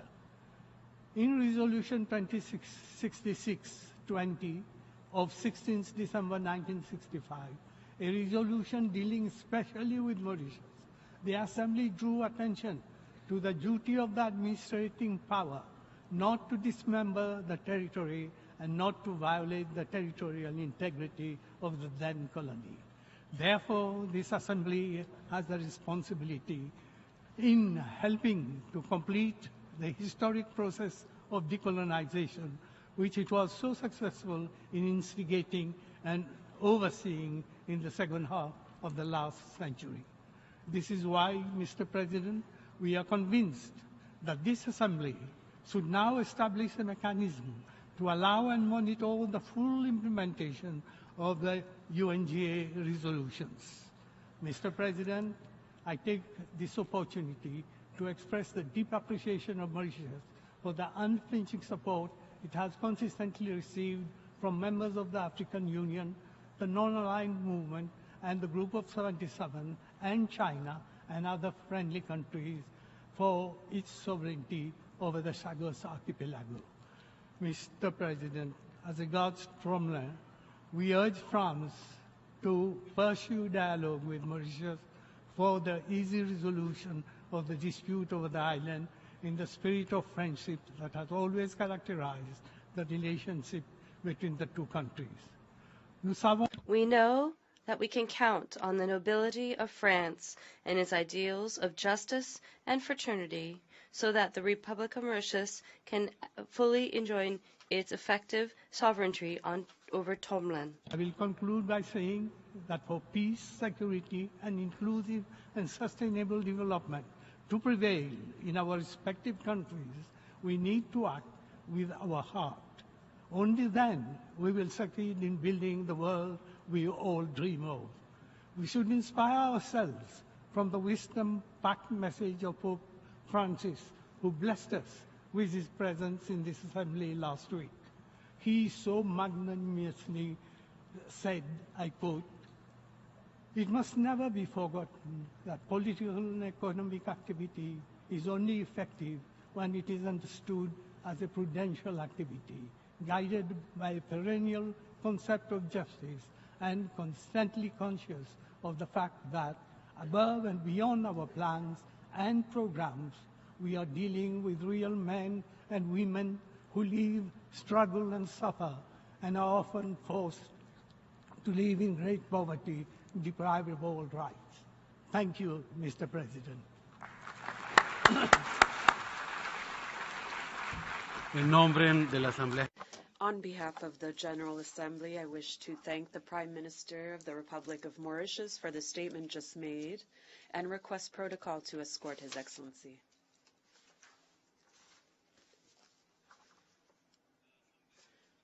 The Assembly will now hear a statement by His Excellency Timothy Harris, Prime Minister of St. Kitts and Nevis. May I request protocol to escort His Excellency.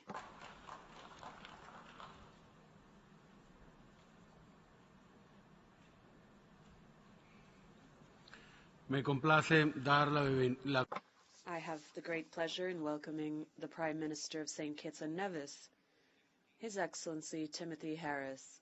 I invite him to address the General Assembly.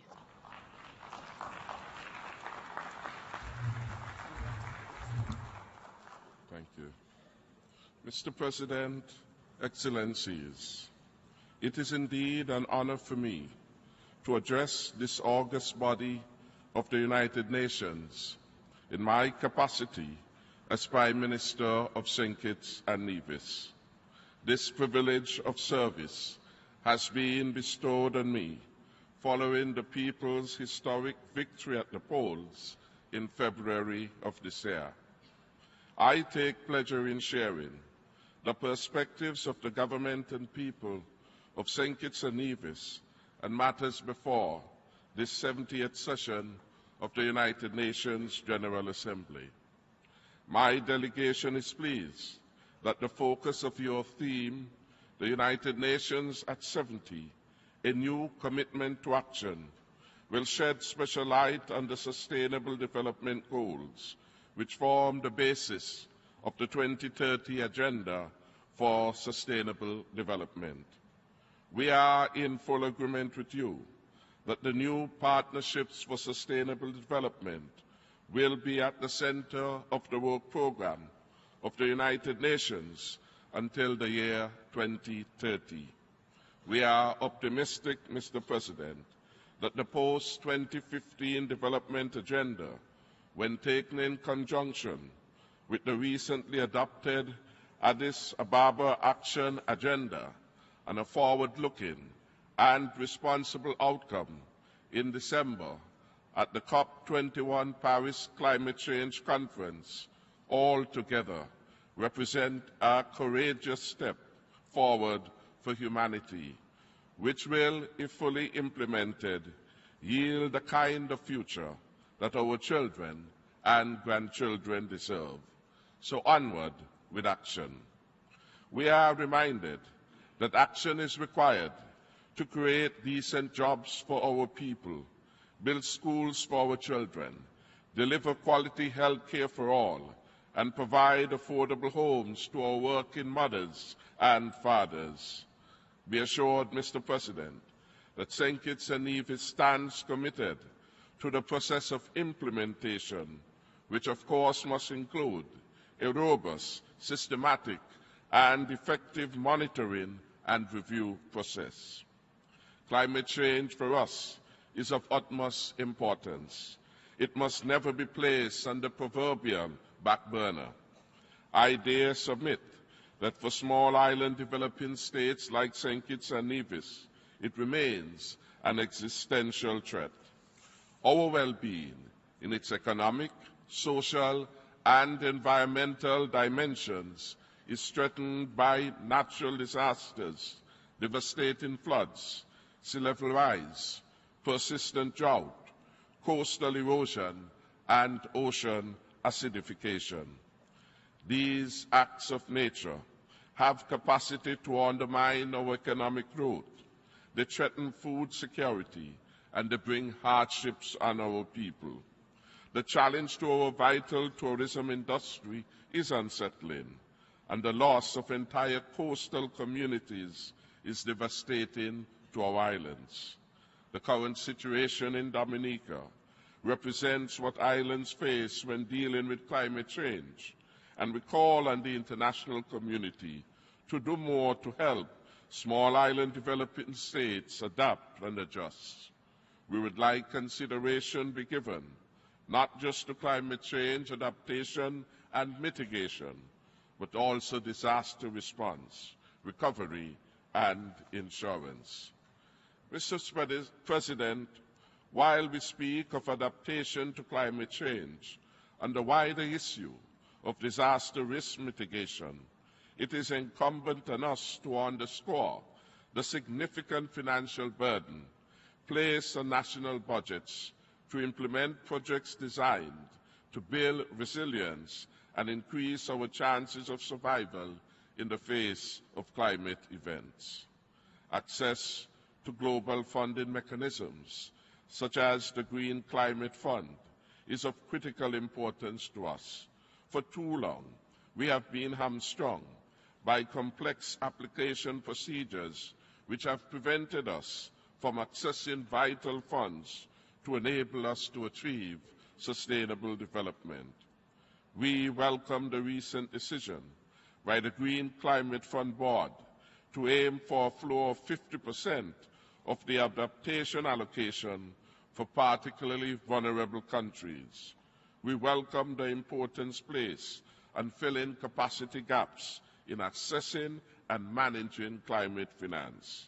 Access to finance, if it is to be meaningful, must be simplified and it must be timely.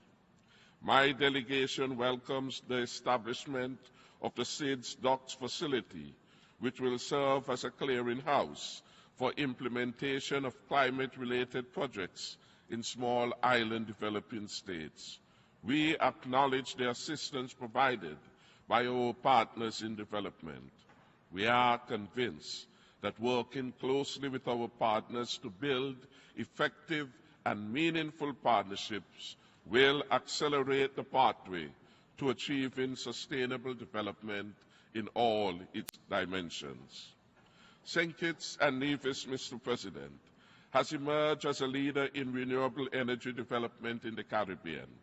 Even now, our country has a mix of wind and solar in our energy grid.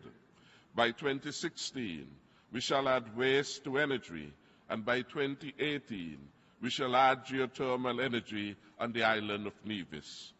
We are working assiduously to reduce our dependence on fossil fuels and so reduce our carbon footprint. In this ambitious agenda, I thank all our international partners who have lent their technical assistance and expertise in advancing the renewable energy trust in my country. Mr. President, the government of St. Kitts and Nevis is fully committed to social equity, justice, people's empowerment, good governance, transparency, and of course, prosperity for all. We are a people's government, born out of the desire to put the development of our people first. Hence, we are hoping to build broader constituencies of support and several fronts in addressing the crime problem. At home, we instituted a 6-point plan in our fight to reduce violent crimes in particular. We are investing in new equipment and training to support our law enforcement professionals who prevent, detect, and solve crimes. We are working hard to build a new professional culture among and between our law enforcement agencies. And we are encouraged by new statistics pointing to a decline in major crimes in the Federation of St. Kitts and Nevis. And yet we accept that much more still needs to be done. Therefore, our government is determined to aggressively confront the issues of crime. We will work on multiple tracks, including working to empower families and communities through education, skills development initiatives, and of course, civic programs. We will work in the schools, with NGOs, and our religious leaders, and with the youth themselves, especially those most likely to become targets or perpetrators of criminal behavior. We will offer them alternatives. We will offer them opportunities for personal growth, for decent work, and for constructive engagement in our society. This is a challenge to which we are committed and which we have to win. However, if small states are to overcome the challenges posed and exacerbated by transnational criminal activities, we must work in partnership. We need the support of gun-producing countries to restrict the movement of illegal guns, light weapons, and ammunition. Those who produce the firearms must do more to stop them from reaching our shores. We must share information and improve access to opportunities, education, and employment, because sustainable development is not achievable in an environment of crime and violence. The prosperity which must be built brick by brick, day by day, will become realizable only in the context of peaceful and safe societies. Mr. President, St. Kitts and Nevis, like the rest of CARICOM, has consistently lent its voice to the clarion call for greater attention to be paid to the harmful impact of non-communicable diseases to our main resource, our human capital. Indeed, we continue to wrestle with the high incidence of NCDs like cancer, heart disease, diabetes, and hypertension in our country and indeed throughout the CARICOM region. We wish to reiterate our call for a stronger global response to combating this in developing countries like ours. We remain hopeful that the inclusion of NCDs in the Sustainable Development Goals and the implementation of the targets and indicators at the national level will serve to reverse the high incidence of NCDs at the national, regional, and global levels. The famous adage, "A nation's health is a nation's wealth," resonates well with us. We would therefore urge the United Nations, through its specialized agencies and regional offices, to play a leading role in this regard. We are pleased with the work of UNAIDS and our own CARPHA and PANCAP in CARICOM, and we call for continued global solidarity in this endeavor. Indeed, my own country is on track to achieve zero mother-to-child transmission by the end of 2015, and we are committed to the CARICOM region becoming the first region in the world to end AIDS by 2030. Mr. President, my government is pleased to draw the attention of the international community to the invaluable contribution made by the government of the Republic of China, Taiwan, in the areas of international cooperation, health, technology, peace, and security. We live in an age where global partnership is a prerequisite for solving complex problems at the international level. The government of St. Kitts and Nevis is proud to announce that the relationship established over 3 decades ago has yielded benefits in all areas of sustainable development. This level of engagement between developing country and partner in development is indeed a model fit for consideration by small states like St. Kitts and Nevis in their quest to achieve sustainable development. As we look to models and arrangements for advancing our global agenda, we found pragmatic beneficial value in our Petrocaribe agreement with Venezuela in support of poverty alleviation and social cohesion. Venezuela under President Chavez and now President Maduro must be commended for showing the world that there can be a better way and a more helpful way of driving the development agenda. St. Kitts and Nevis is, of course, cognizant of the territorial issues which exist between Venezuela and our CARICOM member state of Guyana. We expect that the leaders of Venezuela and Guyana will resolve these issues peacefully and in accordance with international law. My government stands willing to assist, along with CARICOM, in the resolution of these very challenging issues. Mr. President, St. Kitts and Nevis is indeed pleased by the recent decision by the governments of Cuba and the United States of America to establish diplomatic relations. This resolution has long been advocated by CARICOM. This is the opportune time for us to usher in a new era of regional partnership and cooperation. My own country has benefited substantially from capacity building in the areas of education and health due to partnership with Cuba. We applaud several prescriptions outlined in President Castro's address to this Assembly, calling for better arrangements for Caribbean countries and for special and differential treatment. We concur that the issue of reparation must be seen in the broader context of the evil of slavery and its lingering negative impact on the development of the Caribbean.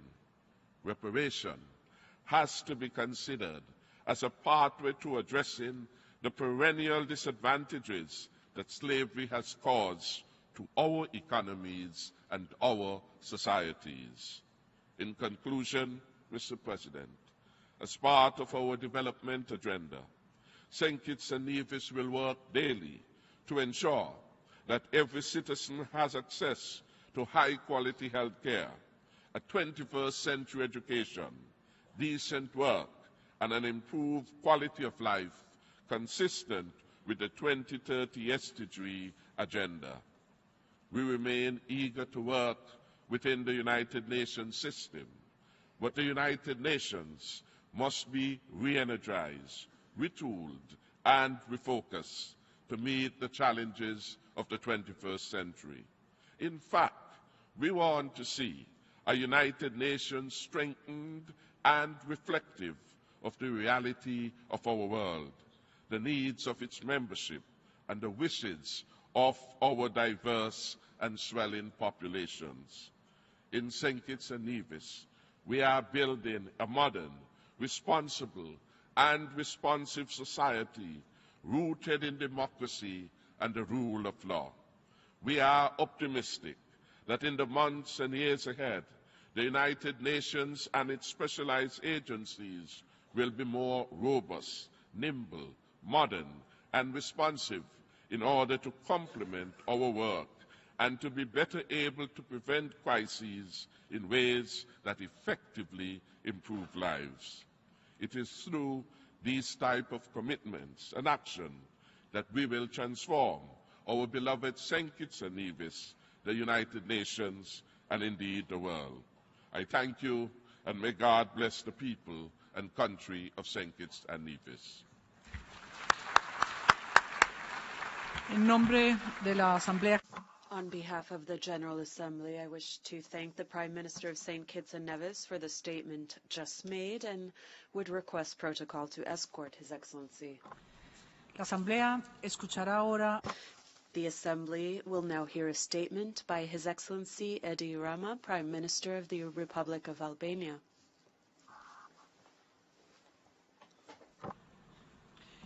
Pido. May I request protocol to escort His Excellency?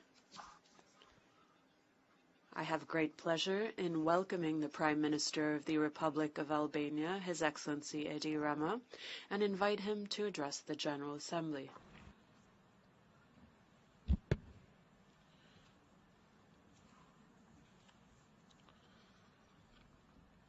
Mrs. President, ladies and gentlemen, 1 year ago, Pope Francis started his visits in Europe from Albania.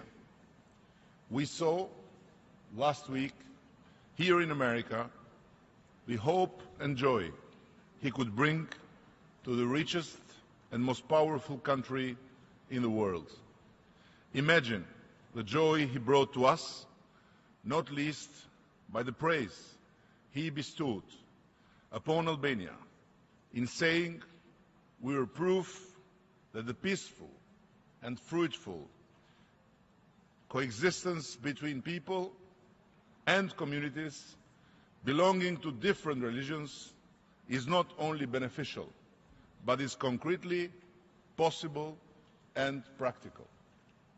We are rightly proud of this heritage, of being, in Pope Francis' words, a religious fraternity. As a lived experience, at a time when religious extremism, violence, and terrorism are causing unspeakable suffering. Violence and extremism that have put multitudes of people on the move in scenes reminiscent of the Exodus in the biblical times, of children, women, and men arriving in their thousands on our doorsteps in the Balkans as they seek safety and protection in Europe. As you probably know, ethnically motivated conflicts and violence are not strangers to us in the Balkans. Today, however, we as a region can finally dare to look ahead with hope and show that another way forward is possible. For the first time last year, after 100 years of frozen or live conflicts and confrontation in the Balkans, guns were no longer pointed against any neighboring window. After a century scarred by conflict, finally a year of cooperation to make the peace we have achieved, a peace worth living. The talks between Serbia and Kosovo, a new state contributing to stability in the region, have enabled the two countries to find common solutions for a series of issues and for the good of their peoples. And let me call here upon all amongst you that have not yet recognized Kosovo to do it, and by doing so, to give a straightforward contribution for strengthening stability, peace and cooperation in a region that last year has become a significant success story of hopes and dreams for the future, prevailing over fears and nightmares from the past. Kosovo full recognition by all the nations of this assembly will be good for Serbia as well. Moreover,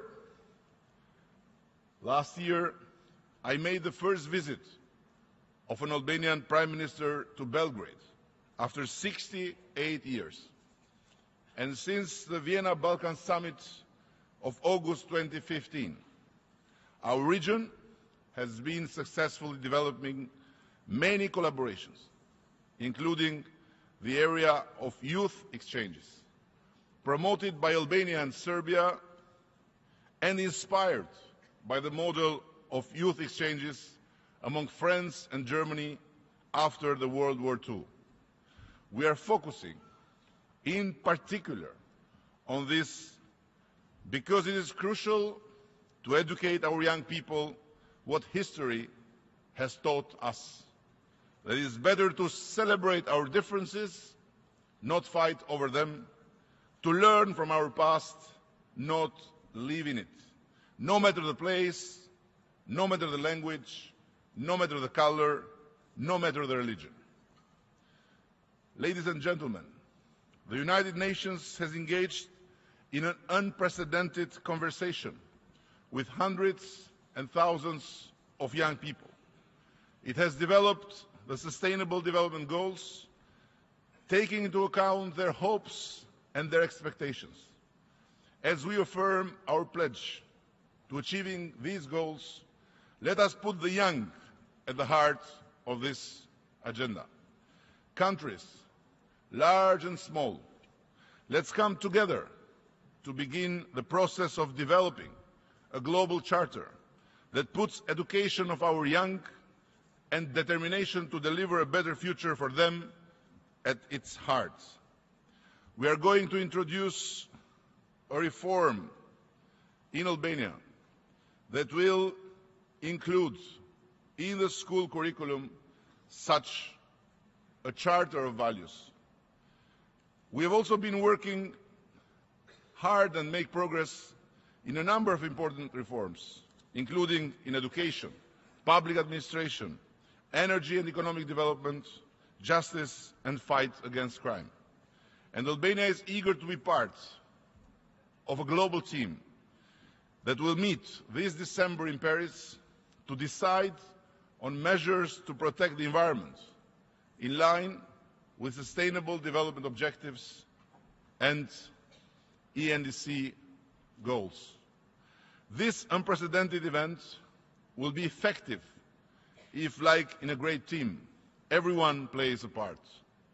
Yet, in an era beset by enormous challenges like climate change, violent extremism, poverty, inequality, corruption and illicit trafficking, first and foremost, let's ensure the future by teaching young people the values of tolerance, respect and understanding, no matter the place, no matter the language, no matter the color, no matter the religion. Ladies and gentlemen, I was an artist before becoming a politician in office. Indeed, every day, I still like to pick up a pencil or a pen or a paintbrush even for a few minutes, and draw, doodle, or paint.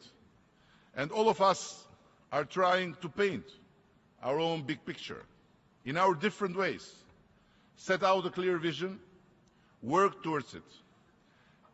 If the world were a painting, today it would perhaps be more in gray than black or white. There are few certainties, and there would be many splashes of bright and harsh colors, which warn of many dangers, many threats. But here, in this place, there are values and principles that can apply to all of the challenges we face in the world, and we need them now more than ever. At a time of tragic war and sound of arms, Winston Churchill noted, "Words are the only things which last forever." Let us introduce in words these values and principles of tolerance and respect for diversity of faiths, identities, cultures, histories, and beliefs. All of us, in our school curricula, recognizing the common humanity that we all share. Obviously, global principles and values of tolerance, written down black on white in a global charter, cannot wipe out violent extremism, hatred, stereotypes, discrimination, and the scars they have caused. Yet, these values put in words, to be taught and educated in schools, can be the sustainable bridges that bind hearts and minds to the common action and our world to a better future. The best insurance of a better future are the hearts and minds of our young people. If we show them the right way, they will take it. Let's try to be a bigger team with them by showing first and foremost that we, men, women, individuals, peoples, and the civilization of our world are joined together by our common humanity and must work to build a common and sustainable future for all, no matter the place, no matter the language, no matter the color, no matter the religion. Thank you for your patience and attention. En nombre de la Asamblea On behalf of the General Assembly, I wish to thank the Prime Minister of the Republic of Albania for the statement just made and request protocol to escort His Excellency. I now give the floor to His Excellency Walid al-Mualem, Deputy Prime Minister and Minister of Foreign Affairs and Expatriates of the Syrian Arab Republic.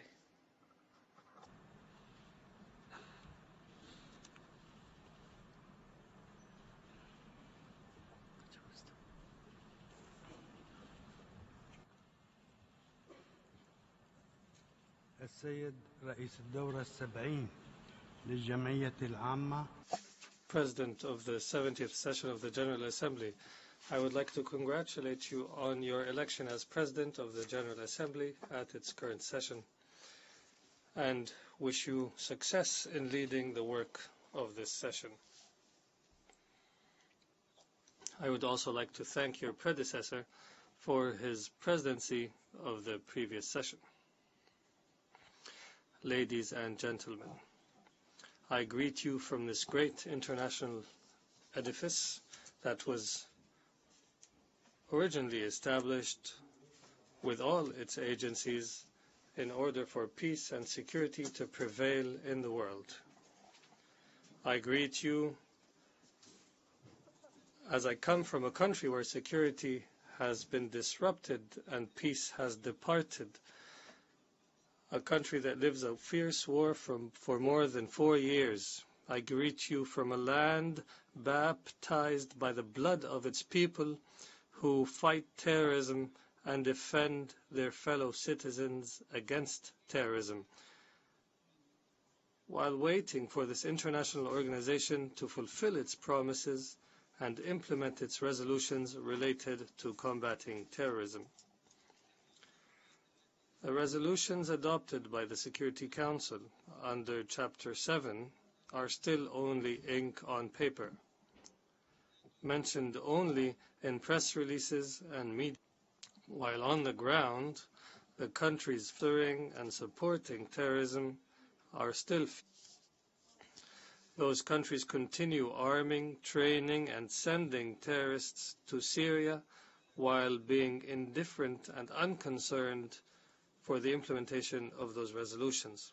Ladies and gentlemen, I ask you, along with the resistant people of Syria, until when will the powerful member states remain to intimidate other member states committed to international law while ignoring those states that disregard Security Council resolutions? What have you done, I ask, to stop these states from executing criminal acts against the Syrian people? Why all this silence? You are witnessing these countries as they spread this extremist ideology until it reached Europe, where it hit as it is hitting the Middle East, while the sleeper cells are waking up. Bombings and assassinations have returned once again in the West. What is the guilt, I ask, of the innocent people of your countries who started paying the price of supporting terrorism by some of your politicians? You know better than anyone else that terrorism is an ideology that recognizes no boundaries.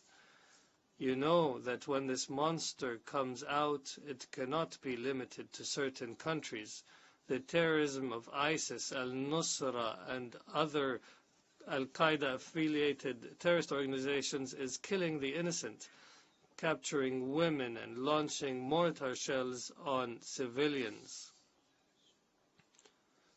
This terrorism is cutting drinking water and destroying history and civilization landmarks, including those inscribed on the World Heritage List, which is a heritage of all mankind. The last of such crimes was the destruction of the temples of Baal Shamin and Bel and the brutal killing of archaeologists. Why do some of your governments support countries that are used to export their crises outside their borders? Why do you support them while knowing that they only produce destruction? How can developed countries governed by elections and parliaments ally with countries that originally do not have parliaments and do not recognize an active half of the society, being women? How can your countries accept the ideas of sexual jihad, slaughtering, hand-cutting, burning, and systematic destruction of history, monuments, and culture? Ladies and gentlemen, based on the above, I say Syria will continue to fight terrorism in word and in deed, and the Arab Syrian army is capable of cleansing the country of those terrorists.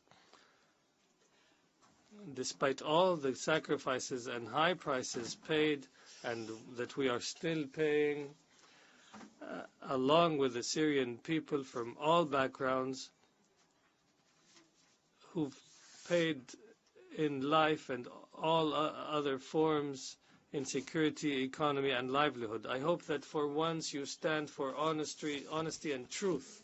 The duty of the international community is to stop this flow of terrorists coming to Syria from 100 countries, according to United Nations data, in order to create a caliphate state, which, as you all know, will not be limited to Syria or Iraq. The caliphate leaders have frequently stated that their goal stretches from Mecca to all of Europe in order to restore the glory of the caliphate according to their own interpretation. If you do not stop those member states that support terrorism, along with the terrorists they are sending, the fire that has broken out in Syria, Iraq and Libya will continue to spread beyond. Mr. President, Syria has not stopped advocating to political dialogue and practicing what we preached based on our vision, which proved to be correct, that the fight against terrorism is a priority to move on in other tracks. Syria cannot implement any democratic political measure related to elections or a constitution or the like, while terrorism is striking at home and threatening innocent civilians in the country. How can we ask the Syrian people to head to the ballot box while they are not safe in the streets and inside their homes, while they are under the missiles and mortar shells launched by terrorist groups supported by well-known countries?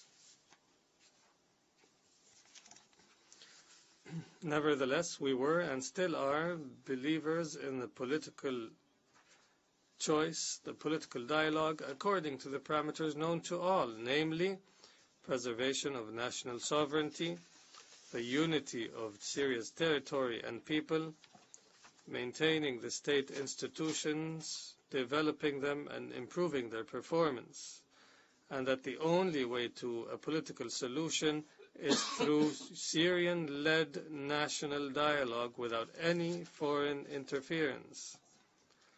Based on this, Syria agreed to participate in Geneva II, Moscow I and II.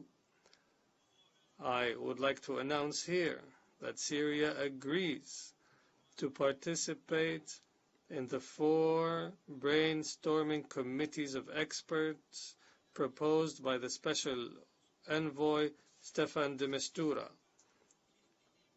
Mr. de Mistura has repeatedly confirmed that these committees' role is mainly to exchange ideas and that they will conduct unbinding preliminary consultations whose agreed-upon outputs can be used to prepare for the launching of Geneva III. In the light of this, some imagined that Syria's approval of the political track, regardless of its form, initiative, and names, has a connection to what they portray as the weakness of Syria's army and people on the ground. I want to say that Syria is strong and continues to fight terrorism, and that the Syrian army and the Syrian people are united in the face of terrorism.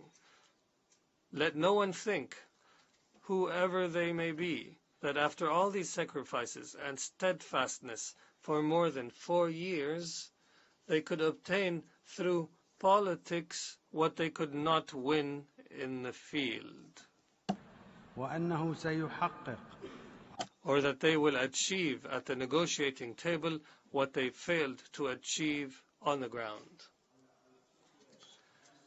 The decision of the Syrian people lies in the Syrian people's hand alone, and no one can deny this right. I repeat, the Syrian people's decision lies in the Syrian people's hand alone, and no one can strip the Syrian people of this right. The Syrian Arab army astonished the world with its power and faith and persistence. Mr. President, the important invitation of His Excellency President Vladimir Putin for the establishment of an international regional coalition to counter terrorism received the attention of the Syrian government and its support. Terrorism cannot be fought only from the air, and all of the previous operations to combat it have only led to its spread and outbreak. Air strikes are useless unless they are conducted in cooperation with the Syrian Arab Army, the only force in Syria that is combating terrorism. The announcement of the beginning of the Russian airstrikes in Syria, which came upon a request from the Syrian government and in coordination with the government, is an effective participation in the support of the Syrian efforts in combating terrorism.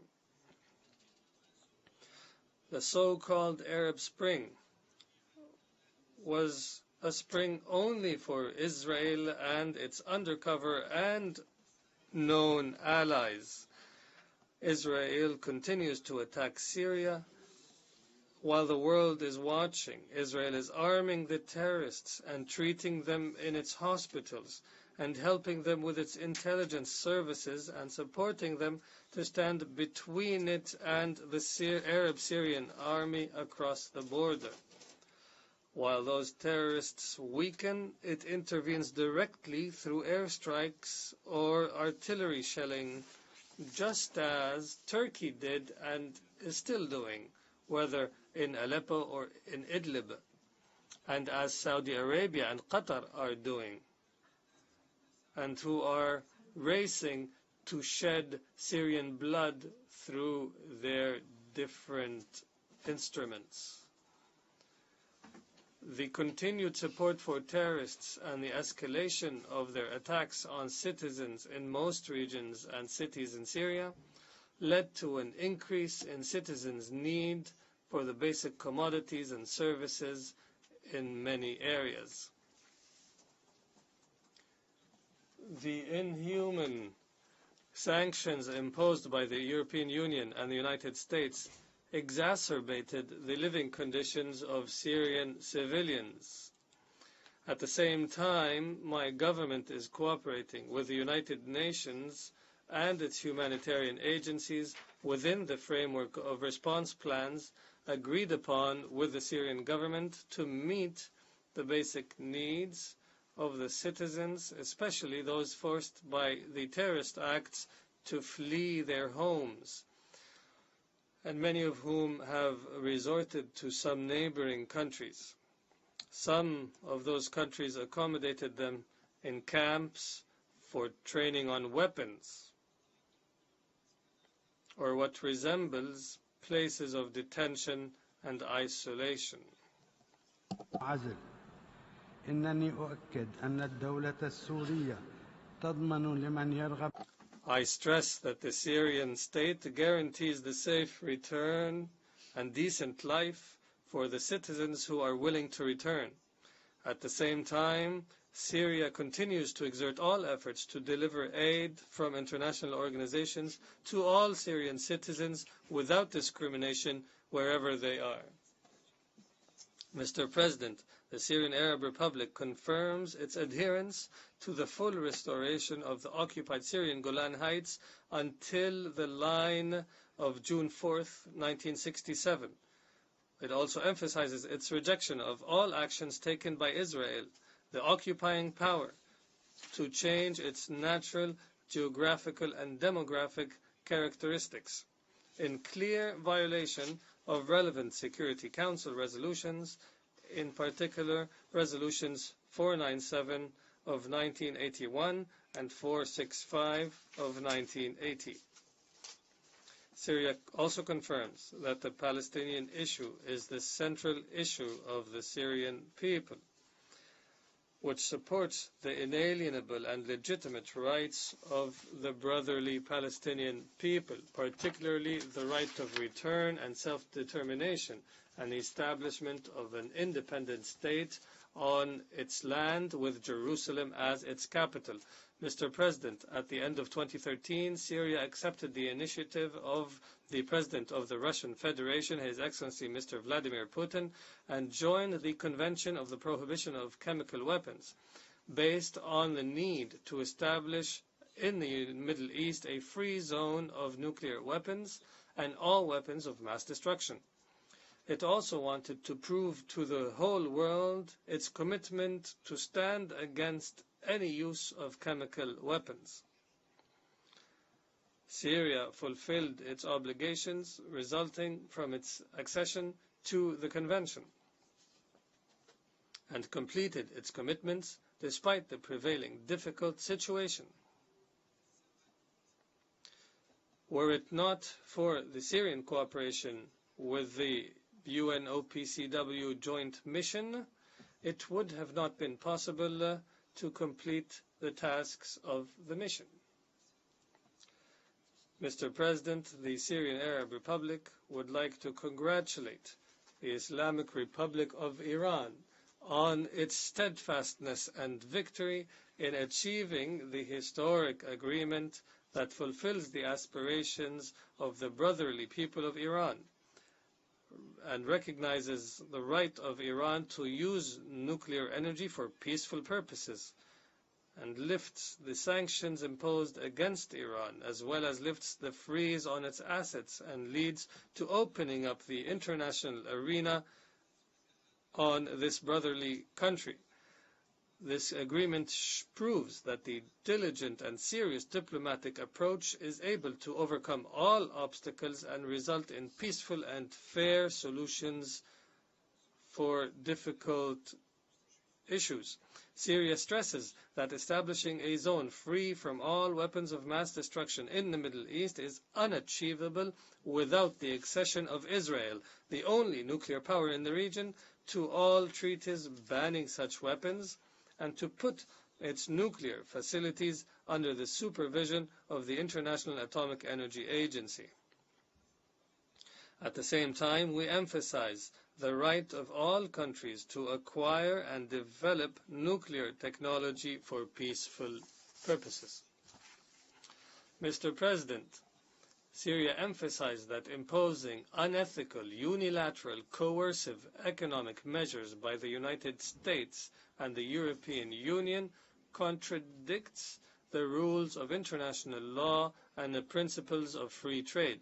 On this basis, we congratulate Cuba on reaching an agreement with the United States that lifts the blockade imposed on it. We also renew our call to lift and stop all unilateral coercive measures imposed on Syria and the peoples of other countries such as the Democratic People's Republic of Korea, Venezuela, and Belarus. Mr. President, finally, I would like to say to all those who claim their keenness for the security and safety of the Syrian people the following. If you want to gain victory over terrorism and to achieve economic and political reforms, you have to honestly implement Security Council resolutions related to countering terrorism. Only then we can begin the countdown to the end of war in Syria, until we get to the final quarter hour and open the doors to implement what is agreed upon in the political dialogue. Thank you, Mr. President. I thank the Deputy Prime Minister and Minister of Foreign Affairs and expatriates of the Syrian Arab Republic for his statement.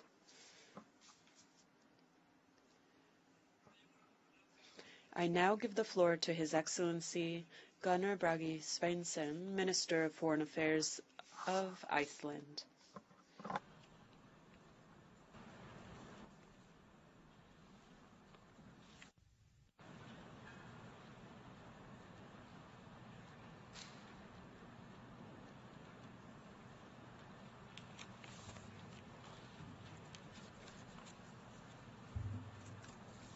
Madam President, the world has changed enormously since the establishment of the United Nations 70 years ago. It has become a real world body with 193 member states.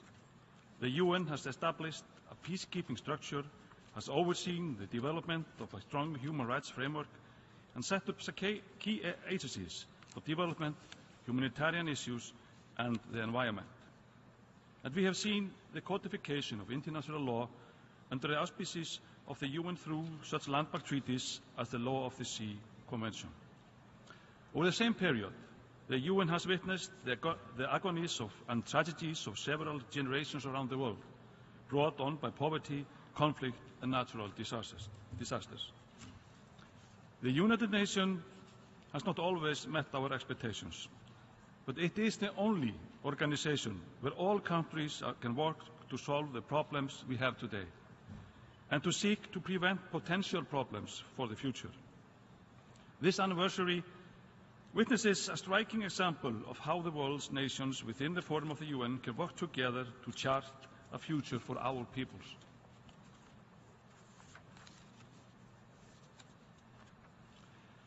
The 2030 Agenda and the Addis Ababa Action Agenda are achievements which we should be proud of. Iceland, together with many other member states, worked hard to achieve the balanced result we see today. We are particularly pleased with the prominence of gender equality and the empowerment of women, which are key to sustainable development. We are also pleased that sustainable management of natural resources is central for both these agendas. Eliminating hunger will require food security, and this can only be achieved by the land. Inefficient fisheries management, a lack of infrastructure in this field cost our societies around $50 billion every year. Also, arable land, the size of South Africa, becomes degraded every year. We now have a blueprint for fixing this, and Iceland is committed to contributing to these efforts. Another highly significant goal in terms of sustainable management of natural resources is number 7 on affordable, reliable, sustainable and modern energy for all. We need to aim for the elimination of carbon-based fuels and, in the meantime, channel the enormous amount of subsidies in the sectors of fossil fuels, some $14.5 billion a day, towards renewable energy resources. This would be a good start, and here those who count need to be counted.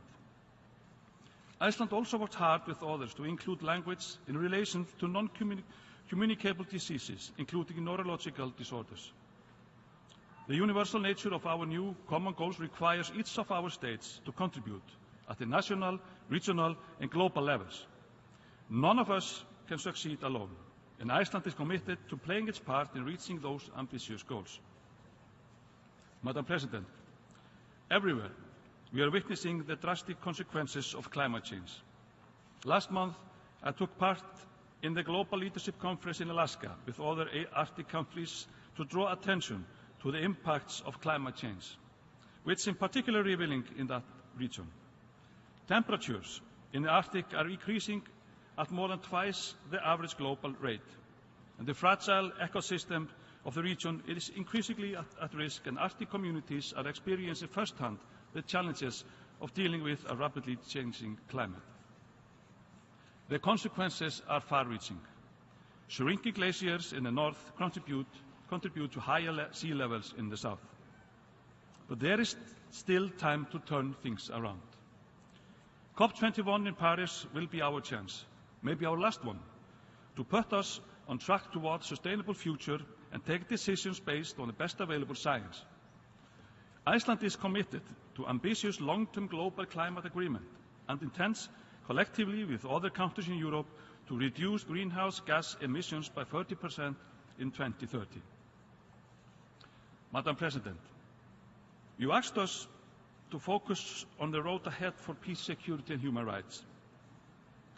When injustice is the everyday experience of a large part of the population, and when people have no voice, peace and security are at risk. And without peace and security, we will not achieve sustainable development. At the same time, peace and security cannot be used as a justification for violating human rights. The imposition of the death penalty should not be justified under the appearance of maintaining order and security.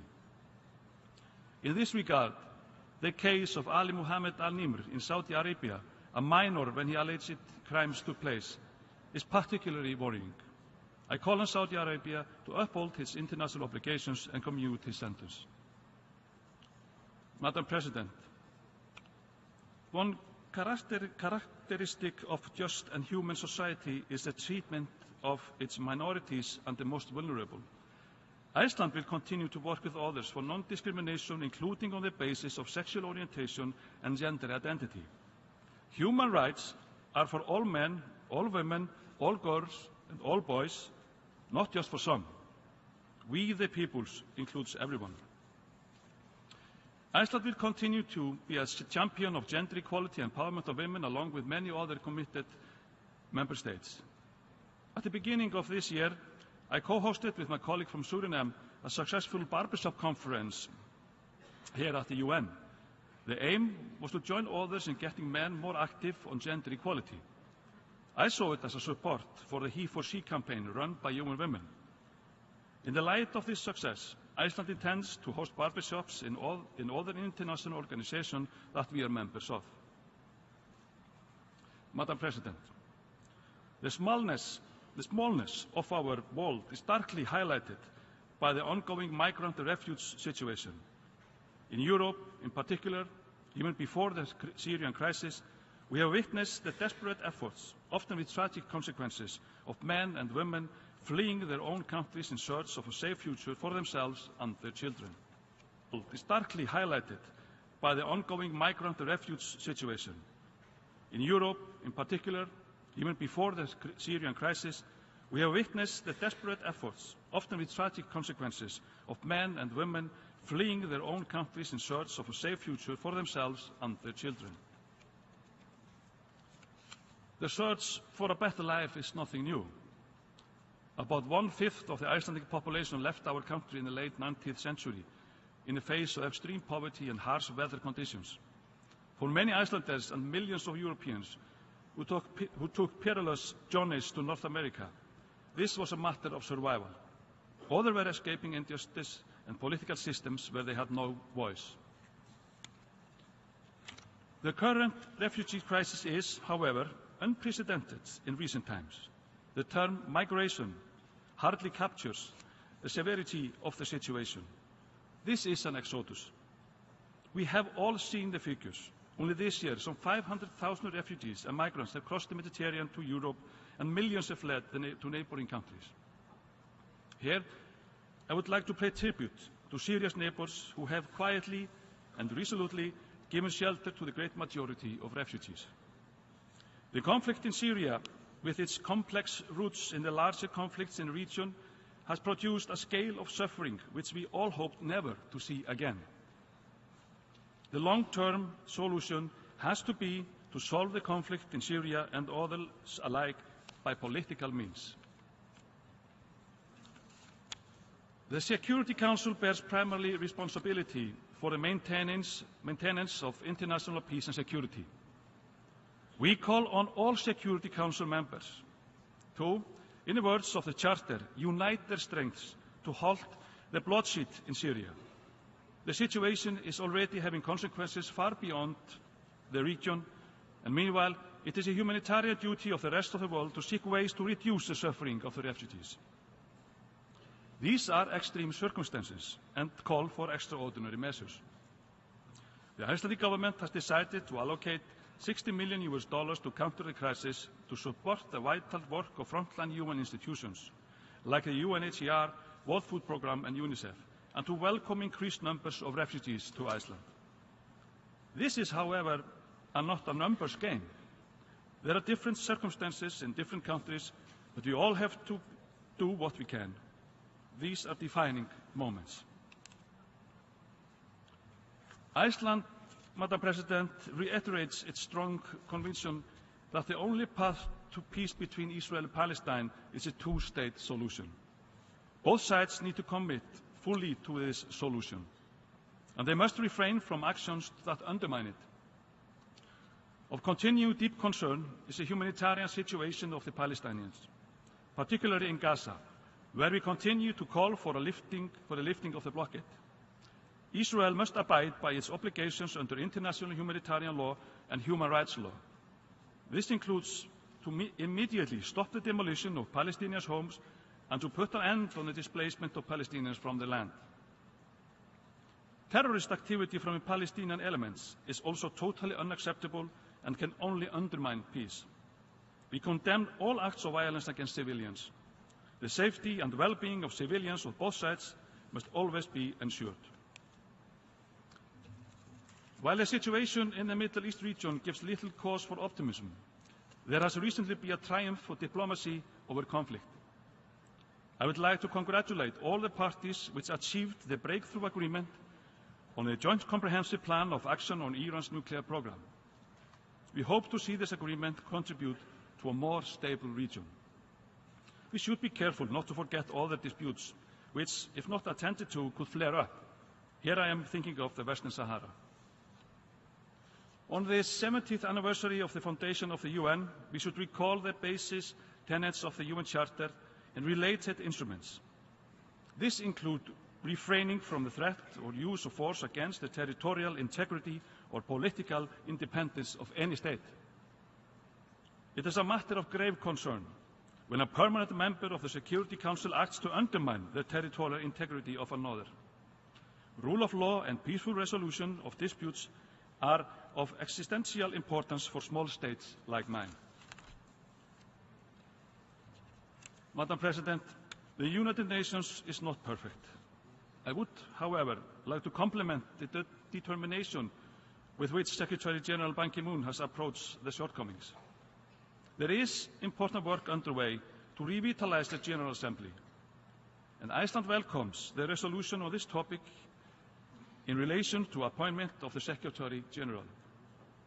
And after a succession of 8 men in the position of Secretary General, it is high time for qualified female candidates to be seriously considered for this most important international position. The same applies for the position of the President of the General Assembly. The gender imbalance in high-level positions must be addressed to increase the credibility of the UN.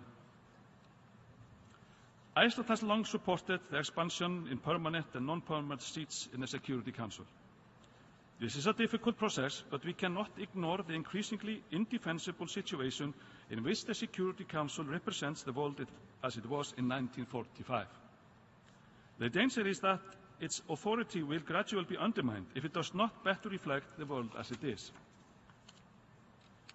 Iceland is ready to look at all options for squaring the circle. Meanwhile, Iceland has stated its support for the initiative by France and Mexico on regulating the veto and for a code of conduct on Security Council actions against genocide and other crimes against humanity, drafted by the ACT group of states. Thank you, Madam President.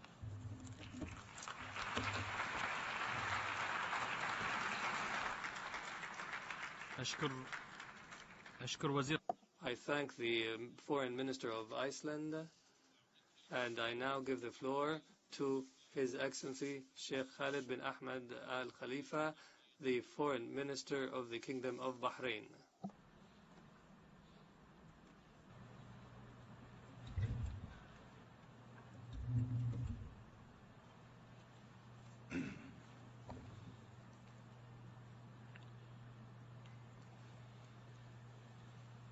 Bismillah ar-Rahman ar-Rahim. In the name of God, the most gracious, the most merciful.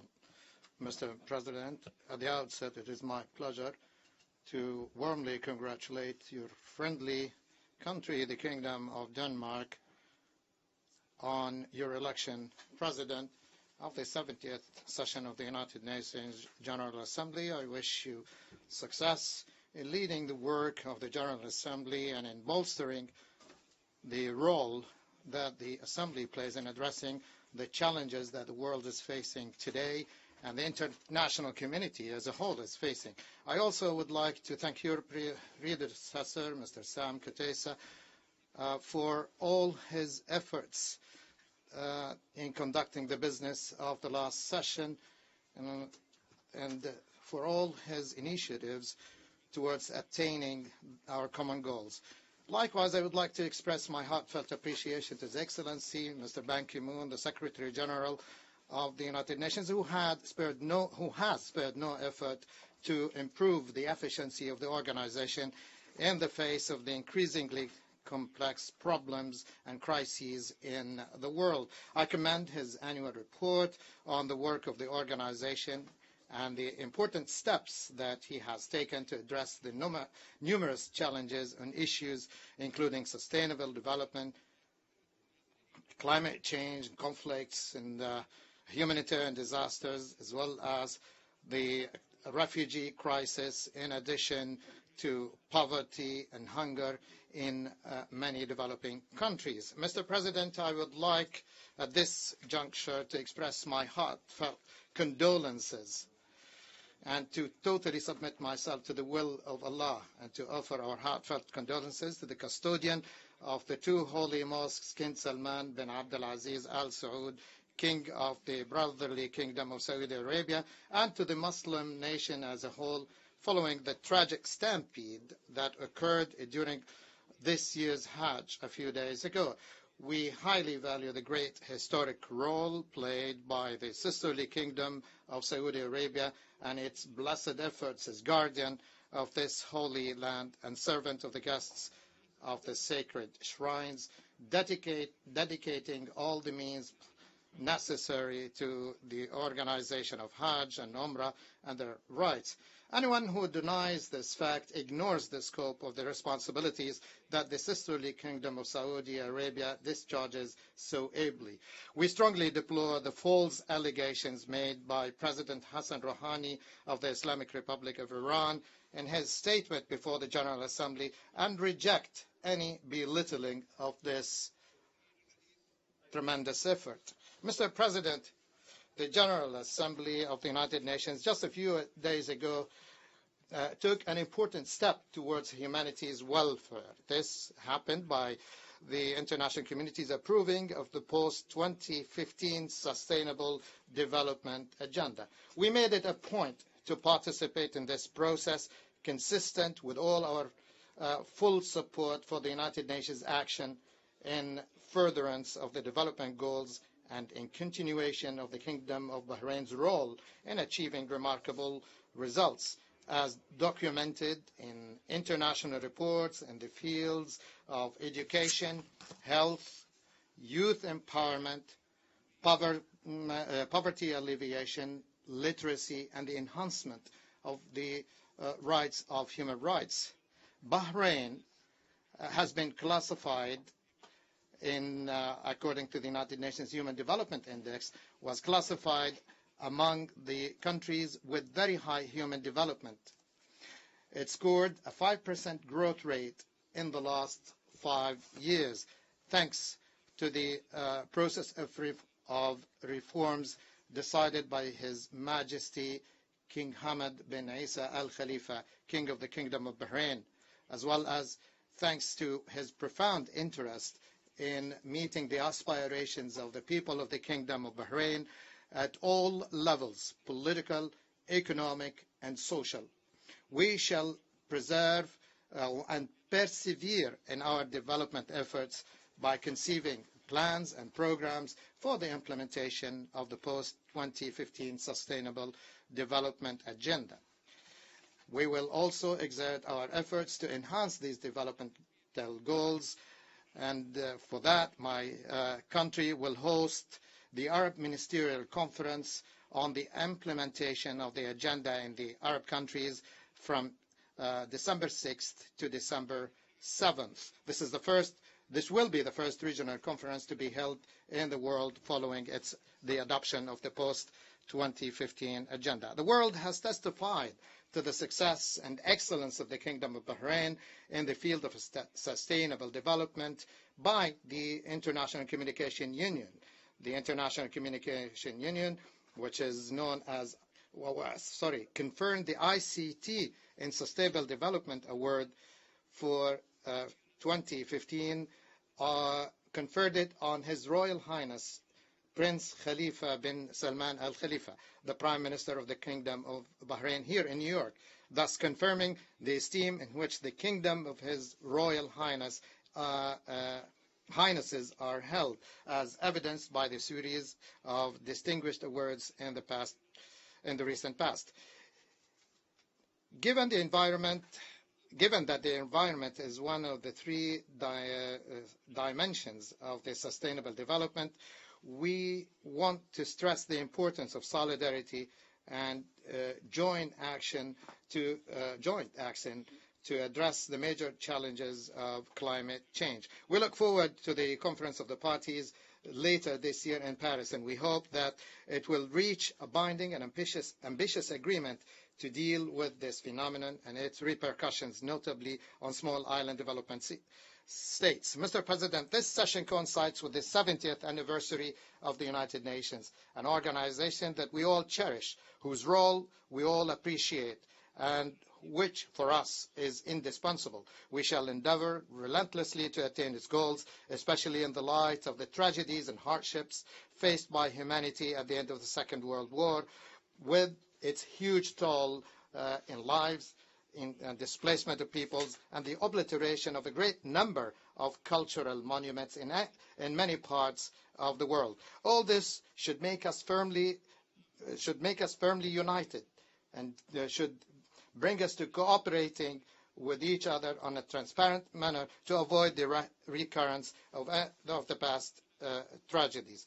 It is no secret that these noble human goals have not been fully attained. Yet we still maintain the hope of achieving them, thus turning a painful and cruel page and inaugurating a new era without wars. Our region had its share of these wars, war after war, albeit of different types and objectives, destructive. These wars have been destructive. We have seen confrontations with the occupier. We have seen opposition to foreign interference seeking to impose hegemony, undermine national sovereignty, as well as exploit extremist groups and organizations and finance them to jeopardize national gains and destroy cultural heritage and obliterate national identity. Facing these challenges is not easy or carpeted with flowers. Rather, it is a long and arduous road requiring uninterrupted work, persistent efforts, and a collective confrontation of difficulties to conquer.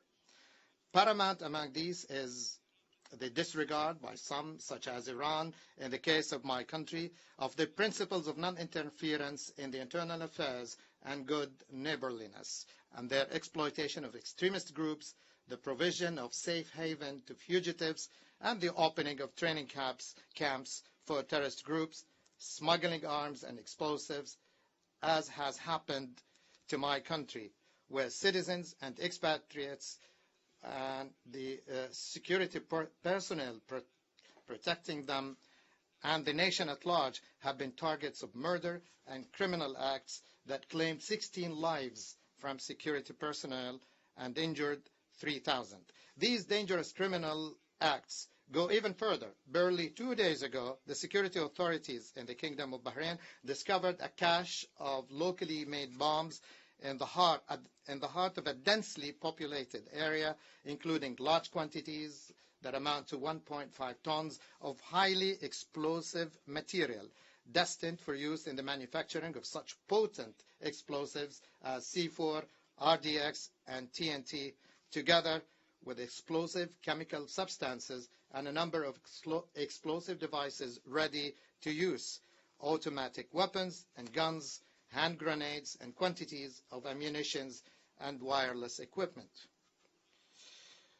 That's why I would like to state that the Kingdom of Bahrain and a number of sisterly countries in the region have attempted through different means and ways to invite Iran to seek normal, neighborly relations based on the respect of the sovereignty and the independence of nations and non-interference in their internal affairs.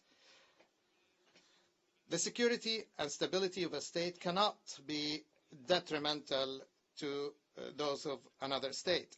Iran would be better advised not to squander its resources or the resources of its people to promote its vested interests, but rather to use them to achieve development and progress and to build bridges with its neighbors so that all may live together in peace. However, Iran responded in an evil manner, and we were left with no option but to recall the kingdom's ambassador accredited to Iran and declare the charge d'affaires of the Iranian embassy persona non grata as part of the measures of the kingdom to protect its people and interests. Mr. President, the Kingdom of Bahrain and its sister countries of the GCC have not hesitated to support Yemen in response to a request by His Excellency President Abdurrabbu Mansour Hadi, President of the Republic of Yemen, to help the brotherly people of Yemen in the face of rebel groups benefiting from Iranian support. These groups turned their back on their commitments and laid their hands on the institutions of the state. Our aim was also to curb the deterioration of the security and humanitarian situation. The position taken by the Gulf Cooperation Council in support of Yemen is a matter of principle and a long-standing position emanating from our conviction that Yemen's security and stability constitute an integral part not only of the security of the Arabian Peninsula, but also of the entire region at large. Hence the inevitability of military confrontation, as we had no other choice at our disposal.